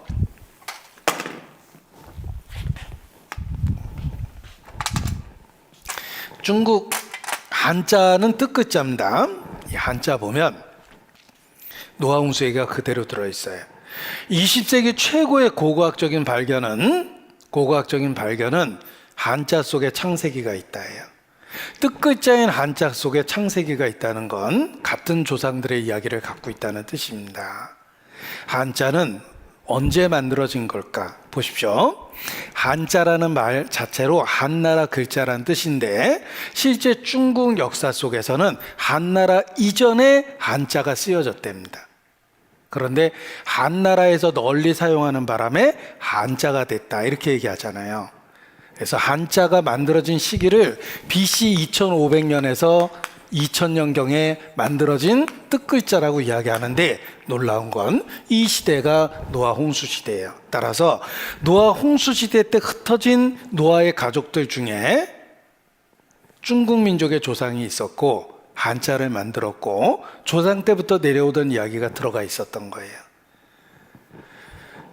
창세기가 들어있습니다. 배 선자 보세요. 배 주자에 8팔의 입구수죠. 배에서 8사람이 살았다. 노아홍수 얘기입니다. 바닷가 근처를 연해안이라고 그래요. 그 연자가 물 떠내려갈 연자인데 물수변의 8팔의 입구수죠. 물에서 8사람이 떠내려 다녔다. 사방사자 넉사자 이렇게 쓴다. 네 방향으로 8사람이 흩어졌다. 할아버지 공 모두 공 8팔자의 사람 인자의 변형체예요. 8사람이 우리들의 조상 할아버지였다 이런 뜻입니다. 왜 한자 속에 창세기가 들어있습니까? 다른 글자도 그럴까? 사람인 남자 가슴에서 나온 여자 서로 협조해서 살라고 그랬죠. 도우면서 사람 인자예요. 기원 원 오리진 기원 원자는 두 이자에 어진 사람인 변을 써요. 두 사람이 우리들의 기원이었어요. 아담과 하와. 아담이 자기 부인을 보고 내 살 중에 살이요 뼈 중에 뼈라고 그럽니다. 고기 육자를 보면 자기 몸을 나타내는 형태에다가 사람 인자에다 들입자에다 사람 인자 쓴 거예요. 내 몸 안에 들어와서 만든 사람, 내 살 중에 살이죠. 그래서 옛날부터 아내를 내자라고 불렀던 거예요. 자기 몸을 나타내는 형태에다 사람 인자 써서 내 몸 안에 있었던 사람 이런 뜻입니다. 에덴 동산 중앙에 나무가 두 그루 있었습니다. 생명나무와 선악과가 있었죠. 하나님이 계시하셨어요. 계시하다 할 때 시자를 붙였습니다. 그 말끔자죠. 선악을 알게 하는 나무의 씨가를 먹지 마라. 그 말끔자예요. 이게 선악과입니다. 이게 누구냐면 하와예요. 너무 섹시하게 그렸는데 하와가 이렇게 선악과를 먹고 있는데 뱀이 이게 뱀이 와서 유혹을 하니까 먹음직하고 보암직하고 지혜롭게 할 만큼 탐스러워서 따먹었답니다. 여러분 나무 목자 2개 쓰고 계집 여자 쓰면 탐스러울 남자예요. 성경에 탐스러워서 따먹었다고 돼 있죠. 요거 따먹는 바람에 여자는 임신하는 고통을 갖고 남자는 일하는 고통을 갖게 됩니다. 너는 얼굴에 땀이 흘러야 식물을 먹을 것이라. 사내 남자 보면 밭전자 쓰고 힘력자 쓰죠. 밭에서 일하는 게 남자예요. 선악과 먹고 인간이 벌거벗었다는 사실을 깨닫게 됩니다. 벌거벗다는 한자는 어떻게 씁니까? 나체. 벌거벗을 나자를 이렇게 써요. 옷 의자 쓰고 과일할 때 요 과자를 붙였습니다. 요게 벌거벗을 나자죠. 왜 벌거벗다는 한자에 과일이 들어있죠? 선악과 먹고 벌거벗은 줄 알았거든요. 놀라울 정도로 한자 속에 창세기가 들어있어요. 설문해자라는 책은 허신이라는 사람이 AD 100년에 쓴 책인데 9353개의 한자의 원형을 풀었습니다. AD 100년에. 놀라운 건 그 허신이라는 사람이 쓴 설문해자의 내용이 창세기와 똑같다는 거예요. 같은 하나님을 믿었던 겁니다. 한자 속에 창세기가 있습니다. 안타까운 건 요 선악과 먹고 우리가 이 고생을 하는 거예요. 아담이 한국 사람이라면 절대 선악과 안 먹습니다. 뱀을 먹지 왜 그걸 먹습니까? 이쪽이 훨씬 더 먹음직한데. 예. 그러나 선악과를 먹었기 때문에 우리가 지금 이 고생을 하고 있는 거예요. 자, 이 한자에 대한 이야기는 실제로 20세기 최고의 고고학적 발견이라고 그래요. 왜냐하면 제가 이거 억지로 갖다 붙인 게 아닙니다. 한자 뜻글자를 하나하나 해석해보고 고대 원형을 분석해보면 이상할 정도로 창세기와 연결되고 있다는 거예요. 그것은 바로 중국 민족의 조상도 노아의 후손이라는 겁니다. 자, 노아의 아들들은 3명이었습니다. 셈, 함, 야벳. 성경에 나와요. 그런데 성경에만 나오는 게 아니고 일반 역사에도 나옵니다. 우리도 셈족이라고 그러잖아요. 창세기 10장입니다. 창세기 10장 보세요. 창세기 10장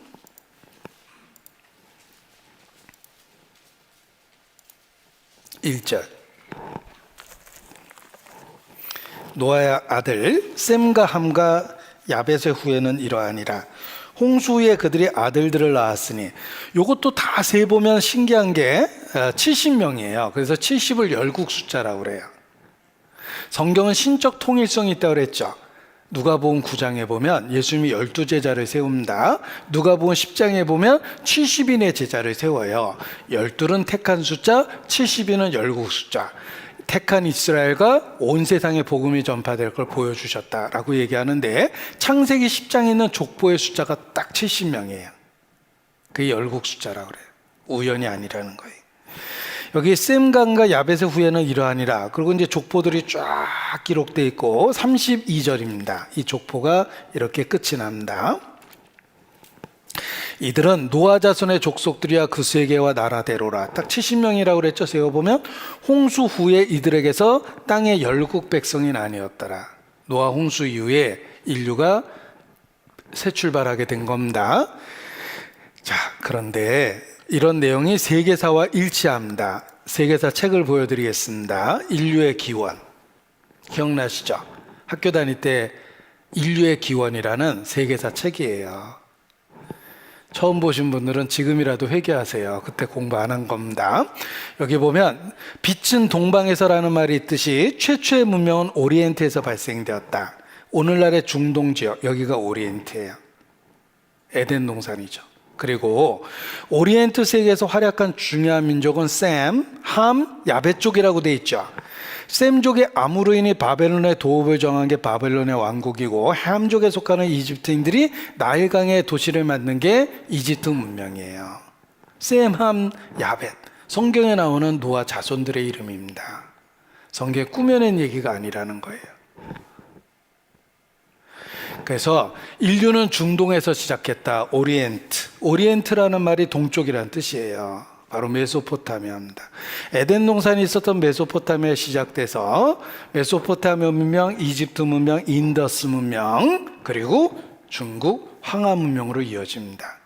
인류는 중동에서 시작됐으며 중동으로 더 멀어지면 멀어질수록 도시와 민족의 건국 연대는 근대와 가까워진다. 따라서 인류는 중동에서 시작됐다. 이렇게 이야기합니다. 그리고 초기 인류는 중동에서 시작해서 동쪽으로 이동됐어요. 동서남북 중에 초기 인류의 이동은 동쪽입니다. 그래서 여기 보세요. 창세기 11장 1절에 보면 온 땅에 구음이 하나이요 언어가 하나이었더라. 이에 그들이 동방으로 옮기다가 시날 평지를 만나 거기 거하고 바벨탑을 세운 겁니다. 초기 인류의 이동은 동쪽으로 옮겼죠. 그런데 중동에서 동쪽으로 쭉 옮기다 보면 갑자기 수백 킬로미터 평지가 나타나요. 거기가 시날 평지예요. 시날이라는 말이 우리말에 익숙한 말로 표현하면 시나이예요. 거기에 초기 인류가 정착하고 바벨탑을 세우다가 인간 언어가 갈라진 겁니다.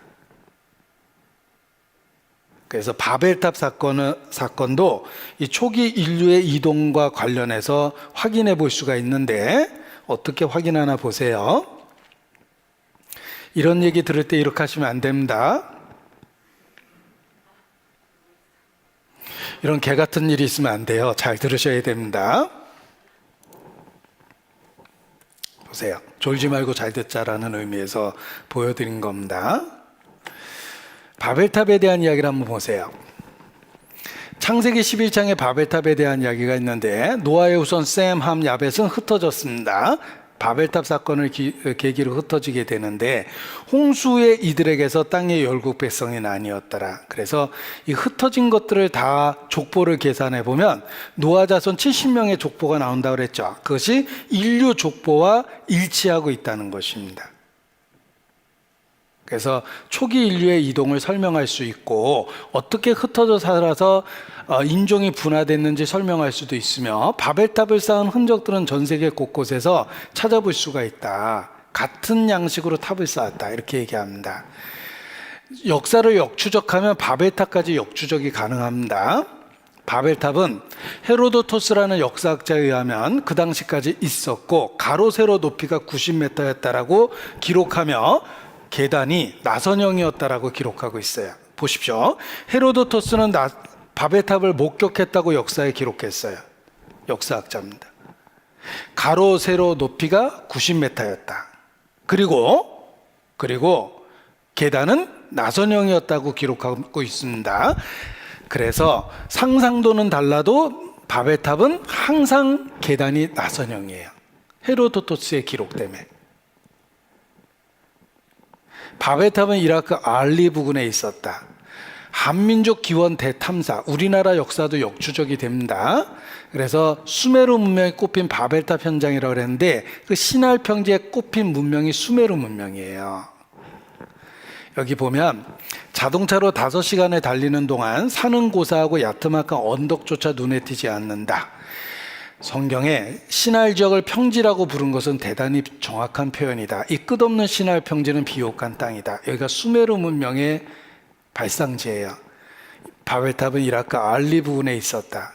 나선형의 계단, 같은 건축 양식으로 지어진 지구라트입니다. 이 바벨론의 유적지를 이렇게 찾아낸 거예요.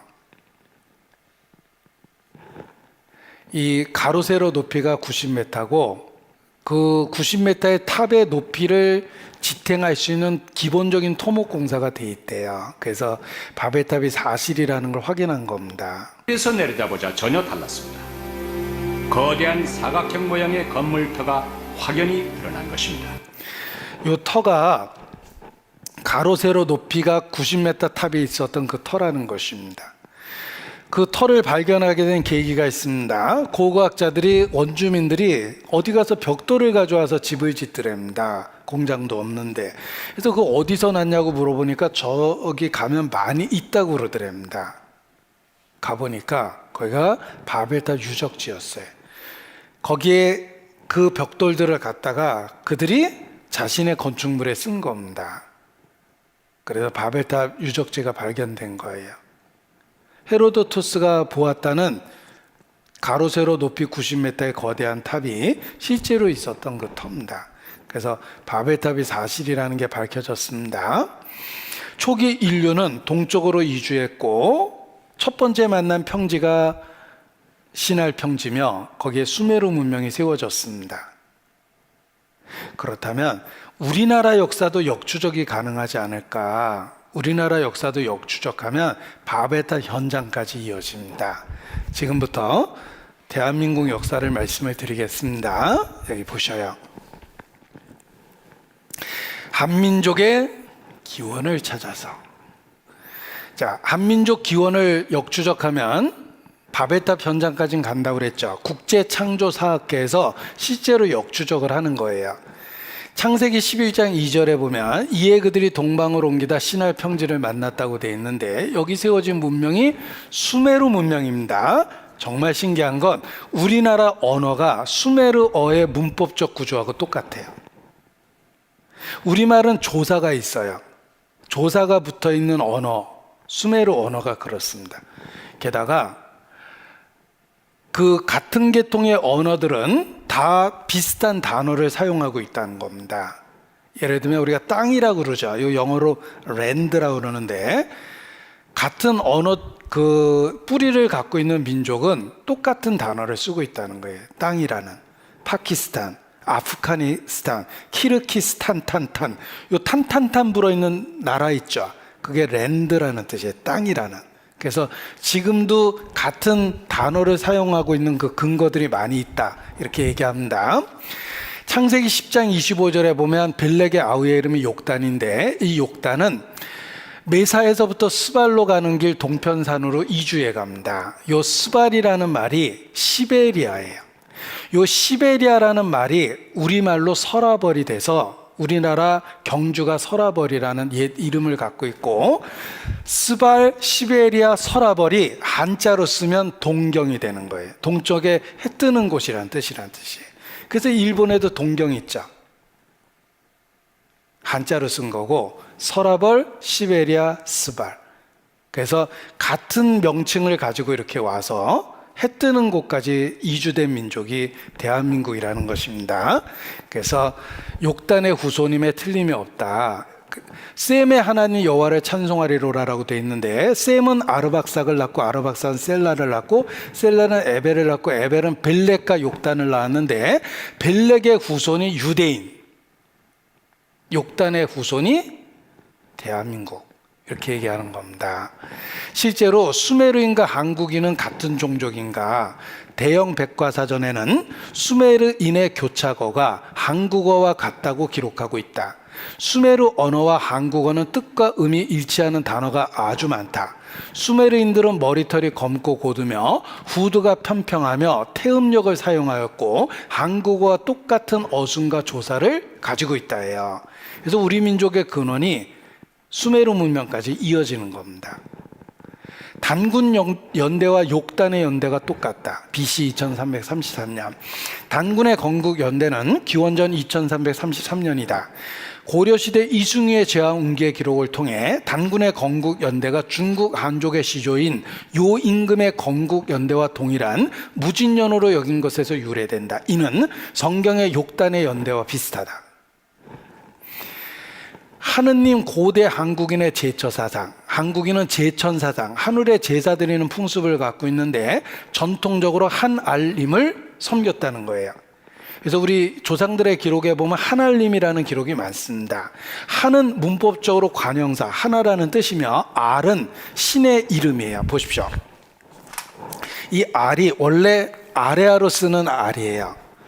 이거 어떻게 읽죠? 아레아가 없어졌잖아요. 이걸 읽는 방법은 두 가지입니다. 알, 얼 이렇게 읽어요. 그래서 알과 얼이라는 단어는 같은 단어에서 유래됐다라고 이야기합니다. 얼은 영혼, 내 마음, 생각이라는 뜻이에요. 그렇게 얼빠진 표정 하지 마세요. 그 얼이 그 얼이에요. 마음, 생각, 영혼이란 뜻입니다. 너 혼내준다 그러죠? 그게 혼이 얼이에요. 혼을 꺼낸다는 뜻이니까 죽인다는 뜻이잖아요. 그런 그 언어가 이 알에서 유래된 거라고 이야기합니다. 얼. 그리고 요 알이라는 게 옛날 조상들이 뭐 알에서 태어났다는 이야기가 같은 유래라는 거예요. 생명의 근원이며 둥글다라는 뜻입니다. 그래서 알과 얼은 신을 나타내는 단어에서부터 유래됐다. 그래서 우리나라 전통적으로 제천, 한울에 제사 드리는 풍습을 갖고 있었는데, 그 섬기던 신이 한알림이다, 이렇게 얘기를 하는 거예요. 그런데 이 단어가 여러 곳에 나옵니다. 존칭명사다. 님은, 한알림은 하나님, 하늘님, 하느님. 그래서 지금의 하느님이 됐는데, 하느님을 믿는 공동체로서 우리라는 말이 강조되고 있고, 백의민족이라고 일컬어질 정도로 신을 섬길 때 입던 흰옷을 즐겨 입었다. 보십시오. 우리 말이 아주 특별한 것은 언어 속에 우리라는 말이 있어요. 심지어는 우리 아내인데요, 우리 남편인데요 그러죠.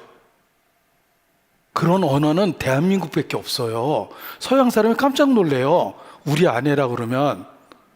그런데 왜 그런 언어가 생겼냐면, 한민족은 신을 섬기는 가족관계를 강조했기 때문에 공동체 사상이 강조된 언어를 갖고 있다는 거예요. 이게 제천사상입니다. 보십시오. 이웃 중국은 흰옷을 죽은 옷이라고 생각하여 검은 옷을 즐겨 입고 용을 숭배했다. 그러나 한국인은 고대로부터 백의를 숭상하고 즐겨 착용하고 있다. 잿물에 담가도 펄펄 끓여 순전한 흰색을 내게 하는 빨래법으로 늙은이나 젊은이, 남자 여자나 다 흰색을 입는 현상은 세계 어디에도 없다. 선교사들이 한국에 들어왔을 때 깜짝 놀랐습니다. 우리나라 사람이 죽으나 사나 흰옷을 입더래요. 어디 가나. 초상난 게 아닙니다. 어디 가나 흰옷을 즐겨 입고 왕이 금에도 흰옷을 입었답니다. 심지어는 농사 지을 때도 흰옷 입고 들어가서 농사 짓잖아요. 우리가 어렸을 때 기억하시죠? 그래서 흙물 다 묻어도 그래도 흰옷 입고 농사를 졌는데, 이렇게 흰옷에 집착하는 민족은 대한민국밖에 없는데 어디서 유래된 걸까라고 역사를 공부해 보면 왕이 금할 정도로 못 입게 해도 입었는데 제천 사상 때문에 그렇다는 거예요. 신을 섬기는 민족으로 세마포옷이라고 성경에 기록됐죠. 하얀색 옷을 예전부터 입었다는 것입니다. 우리 민족은 스스로를 하나님의 자손이라는 천손 사상을 갖고 있으며, 또한 한반도 지면 곳곳에서 백색 선호 사상을 볼 수 있다. 우리 민족의 영산도 흰색을 의미하는 백두산, 그리고 가장 남쪽의 한라산의 정상도 백록담, 둘 다 희다라는 의미가 들어가 있죠. 일제는 흰옷을 쉽게 더럽혀져 경제성이 떨어진다는 이유로 검은 옷을 장려하고 거리에서 흰옷에 먹물을 뿌려가며 흰옷 입는 걸 방해했다. 해방 이후 미군에 주둔 이후에 대대적으로 들어온 서양 문화의 영향으로 흰옷 문화가 점점 무너져 오늘에 이른다. 동방예의지국이라 불렸던 유래도 있습니다. 2300년 전 공자의 7대선 공비는 동이열전에서 이렇게 말합니다. 그 나라는 비록 크지만 남의 나라를 업신여기지 않았고, 그 나라의 군대는 강했지만 남의 나라를 침범하지 않았다. 풍속이 순후해서 길을 가는 이들이 서로 양보하고 음식을 먹는 이들이 먹을 것을 미루며 남자 여자가 따로 거처하며 섞이지 않으니 이 나라는 동쪽에 있는 예의 바른 군자의 나라가 아니겠는가. 이런 연고로 공자께서도 그 나라에 가서 살고 싶다고 말씀하셨다라고 씌워져 있다. 실제 다른 사람이 받는 고통을 함께 느끼고 도와주려 하는 심성은 우리 민족이 갖고 있는 도드라진 성향이다. 한국 사람의 독특한 특징은 남의 불행에 동조하고 같이 슬퍼한다는 거예요. 외국은 그런 문화가 없어요. 잘 아시겠지만 외국은 길에서 위기에 빠진 사람들도 이렇게 구경하고 이러는 문화가 많아요. 그런데 우리나라는 전통적으로 고통받는 사람에게 동참하는 그런 마음이 있다는 거예요. 제천사상 때문에 그렇답니다. 하나님께 제의를 드렸던 제천사상 때문에 그런데, 고조선의 8조 군법은 십계명과 유사하다. 그 시작은 놀랍게 십계명과 동일하다. 너희는 오직 한 분이신 하나님을 정성을 다해 순수하게 섬기라. 마음으로 능히 하늘을 공경하고 백성을 가까이 하라. 이게 8조 군법의 시작이에요. 그리고 더 신기한 건 전 세계 고인돌의 70% 이상이 우리나라에 있다. 여기 강화에도 고인돌 많으니까 가보세요. 우리나라는 고인돌 왕국이다. 70% 이상이라고 그랬죠. 한반도 전역에 총 4만 개 이상이 분포되어 있다. 우리 조상들은 하나님을 경배하기 위해 가는 곳마다 제단을 축조했다. 보십시오. 고인돌이 뭐냐면 땅에다가 2개의 기둥을 놓고 상판을 얹는 거예요. 여기다 제물을 바쳤어요. 여기서 뼈가 발견되니까 묘지인 줄 알았는데 우리 시대는 묘지라고 안 그래요. 제단이었다 그래요. 그래서 중국의 보이시자가 원래 하나님 시자라고 그래서 제단에서 유래됐다 그래요. 제단에서 자기를 계시하신 신이 있다라고 이렇게 표현한 겁니다. 하나님을 나타내는 보이시자에다 같을 자자를 쓰면 하나님과 같은 형상은 우리들의 조상이거든요. 이 조상조자예요. 하나님께 양을 바쳐가지고 복을 받죠. 상서로울 상자예요. 그래서 신에게 제사를 드릴 때는 양을 바쳤고, 그 양을 내가 의지하면 신이 의롭다고 받아준다 그래서 자기 아자를 밑에다 쓰면 의로울 의자가 되는 거예요. 중국에도 상제에게 제사 드리는데 그 제사 드리는 내용이 성경에 있는 희생제사 내용하고 똑같습니다. 같은 신을 섬기던 풍습이다 이렇게 얘기합니다. 그리고 이제 우리나라는 제천 사상이 발달되어 있기 때문에 고인돌이 전 지역에 가득하다라는 거예요. 그래서 흰옷을 즐겨 입은 거예요.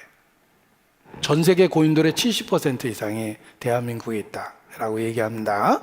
그 다음에 무궁화가 왜 대한민국 꽃입니까? 무궁화를 영어로 Rose of Sharon이라고 그래요. 샤론의 꽃이에요. 성경의 샤론의 꽃은 무궁화다. 무궁화의 학명은 히스피스커스 시리아쿠스인데 이게 시리아에서 온 꽃이라는 뜻이다. 중앙아시아의 무궁화 분포 지역은 욕단족 속의 이동 경로와 일치한다. 무궁화는 태양과 함께 피고 오후가 되면 시든다. 밝고 환한 빛을 사랑하는 꽃, 이것이 무궁화 민족의 꽃이다 라고 얘기합니다. 그 다음에 언어 속에 들어있는 그 내용인데, 무지개는 원래 물지개예요. 하늘에 물을 지고 있어 쏟아지지 않게 한다는 뜻으로 유래됐다. 하나님의 홍수 후에 무지개를 만들어서 홍수가 다시 내리지 않을 것에 보장이 되셨죠. 물지개예요. 물을 쏟아지지 않게 막아주는 하나님의 언약이란 뜻에서 유래됐다는 겁니다. 그리고 색동옷을 왜 입습니까? 무지개 색깔의 옷으로 기쁨을 표현할 때 입던 옷이다. 우리나라 어렸을 때 색동옷 입었잖아요. 무지개는 언약의 상징이거든요. 그리고 아리랑이라는 말, 아리랑이 뭡니까? 어떤 분은 아리랑이 아라리가 낫지 뭐 그러는데, 아라리가 낫다고 돼 있잖아요. 그게 아닙니다. 보세요. 아리랑은 원래 이랑이라는 말의 합성어다. 알은 신의 이름이며 유일한 창조주 이름이다. 우랄 알타이 어족에선 다 신을 알이라고 그래요. 메아리는 메알이라는 산의 실이라는 뜻이며, 아라랏은 아랏에 유래됐으며, 아르메니아는 아르메니아가 유래된 거며, 우랄은 울알이 유래된 거다. 알타이라고 그러죠. 알타이도 신이라는 이름이 들어있는 명칭에서 유래된 거다. 이랑은 토시, 함께라는 뜻이며 위드라는 뜻이다. 갑돌이랑 갑순이랑. 원래 토시는 수천 년이 지나도 변하지 않는데, 문법적으로. 아리랑은 하나님과 함께라는 뜻이다. 우리는 신을 섬긴 나라로 먼저 타국을 침략한 역사가 없다. 왜냐하면 제이민족이기 때문에, 신에게 제사를 드리기 때문에 남의 재물을 뺏기 위해서 전쟁을 일부러 한 역사가 없답니다. 그래서 보십시오. 우리나라 역사를 성경을 갖고 역추적하면 바벨탑 현장까지 이어지고, 그리고 욕단의 후손까지 연결이 돼요. 최초로 시베리아를 거쳐서 서라벌까지 들어온 욕단의 후손과 연결이 됩니다. 그래서 우리 민족의 역사도 성경을 통해서 정확하게 확인할 수 있다는 것입니다. 자, 이것도 재미난데, 대징경교 유행 중국비가 뭐냐면, 중국 역사를 보면 어떤 분은 기독교가 우리 시대에 들어온 건 줄 압니다. 아닙니다. 기독교는 초기부터 중국에 영향을 주었다는 거예요. 그래서 중국 역사를 이렇게 공부합니다. 당나라가 있고, 송나라가 있고, 원나라가 있고, 명나라가 있고, 청나라가 있고, 청이 멸망하면서 중화인민공화국이 들어선 겁니다. 1949년도 공산화됐잖아요. 그런데 보십시오. 이미 당나라 시대 때 기독교는 중국에 널리 퍼져 있었다는 거예요. 이 당나라 시대 때 신라 시대가 교역을 했습니다. 신라 불국사 안에 기독교 유품이 5개나 발견이 됐어요. 이미 기독교가 널리 번성한 당나라와 교역하고 있었기 때문에 신라 시대에 기독교 관계된 유품이 들어왔다, 이렇게 얘기합니다. 그래서 이거를 이제 고고학자들이 확인을 했습니다. 어떻게 확인했나 보세요. 이게 당나라 시대의 비석이에요. 이게 3m인가 그 높이 되는 그 큰 비석입니다. 이 비석 머리 위에 대징경교 유행 중국비라고 써 있는데, 기독교의 동양 전례, 경교라고 되어 있죠. 이 경교가 당나라 때 굉장히 유행해서 법도가 전국에 퍼지고 국가가 부유해졌으며, 백성은 선미해졌고, 교당이 각 성읍에 충만하여 집집마다 큰 복이 번성했다라는 기록을 남겨놨는데, 이게 당나라 때 경교가 번성했다는 기념비예요. 그래서 많은 분들이 확인하고 이 고고학적으로 중요한 물건이라는 걸 알았는데, 대진은 로마라는 뜻이고 경교는 기독교며, 대진 경교 유행 중국비 이렇게 써 있죠. 그리고 여기 써 있는 내용들은 기독교 기본 교리가 써 있어요. 그러니까 이미 당나라 때 기독교가 널리 퍼졌다는 거예요. 이게 이제 대징경교 유행 중국비라고 해서 세계 4대 유물 중에 하나입니다. 동양의 기독교는 초기부터 번성했다예요. 그리고 기독교 교리에 관한 내용이 잔뜩 써 있었고 그 내용을 확인했고 더 재미난 건 경교성서라고 해서 이미 성경이 번역돼 있었고 처음에 하나님을 번역할 때 일신이라고 번역했답니다. 하나밖에 없는 신이다. 이렇게 엘로힘을. 이게 경교의 경전이에요. 그리고 석굴암에서 왜 기독교 유품이 5개나 발견됐는가? 마리아상도 발견되고 그랬거든요. 그 이유는 기독교가 당나라를 통해서 이미 신라 시대 때까지 이렇게 전파됐기 때문에 그렇다라고 이야기를 합니다. 보십시오. 기독교가 초기부터 동양권에 영향을 주었고 당나라 시대 때 이미 널리 퍼져 있었다는 겁니다. 그러면서 나라가 바뀌면서 어느 시대에는 기독교를 핍박해서 지하로 내려가고 원나라 때에는 다시 기독교를 장려해 줍니다. 그래서 원나라 때 다시 번성하고 이걸 반복했을 뿐이지 초기부터 기독교는 이미 동양에 들어와 있었다라는 거예요. 그리고 우리나라 역사도 역추적을 하면 수메르 문명하고 연결되고 최초로 동방으로 이주했던 욕단의 자손들과 연결이 된다. 그래서 한민족의 역사도 역추적이 가능하며 우리의 언어 속에 그 흔적과 증거가 그대로 남아있다. 이렇게 얘기하는 겁니다. 성경을 부인하면 그냥 원숭이 자식이다 이렇게 생각합니다. 그러나 성경을 알면 드디어 사람이 무엇인지를 알게 되는 겁니다. 여러분 지하철 타다가 한참 졸다 눈 딱 뜨면 당황될 때 있죠. 내가 지금 어디 있는 거지? 그리고 이게 출근하는 건지 퇴근하는 건지 헷갈릴 때도 있고 그럽니다. 가끔 이렇게 졸다 일어나면 경황 없을 때 있잖아요. 우리가 열차에서 눈을 떴는데 어디 가는지 모르는 열차를 타면 얼마나 불안합니까? 그런데 노선도를 봤어요. 그러면 내가 어디로 가고 있는지 정확하게 노선도를 통해서 확인할 수 있습니다. 이번 역이 무슨 역이니 다음 역이 어떤 역이고 어디로 가는지 확인이 됩니다. 인생에 노선도가 있으면 좋겠죠. 성경입니다. 성경을 알아야지만 역사를 알 수 있고 인류가 어떻게 시작했고 대한민국 역사는 어디에 와 있고 나라는 사람은 어떤 의미가 있고가 드디어 보이기 시작합니다. 그러나 성경을 덮어버리고 부정하면 뭐 아메바가 진화됐거나 원숭이가 진화됐겠지라고 자기의 가치를 짐승 수준으로 격화시키는 거예요. 성경을 통해서 사실을 봐야 됩니다. 성경은 사실입니다. 하나님은 살아계십니다. 그래서 오늘은 역사 중에 한민족, 대한민국의 역사까지 연결해서 성경의 내용과 연결시켜 봤습니다. 내일은 더욱 놀라운 이야기를 계속해서 배우게 될 것입니다. 기도하시겠습니다.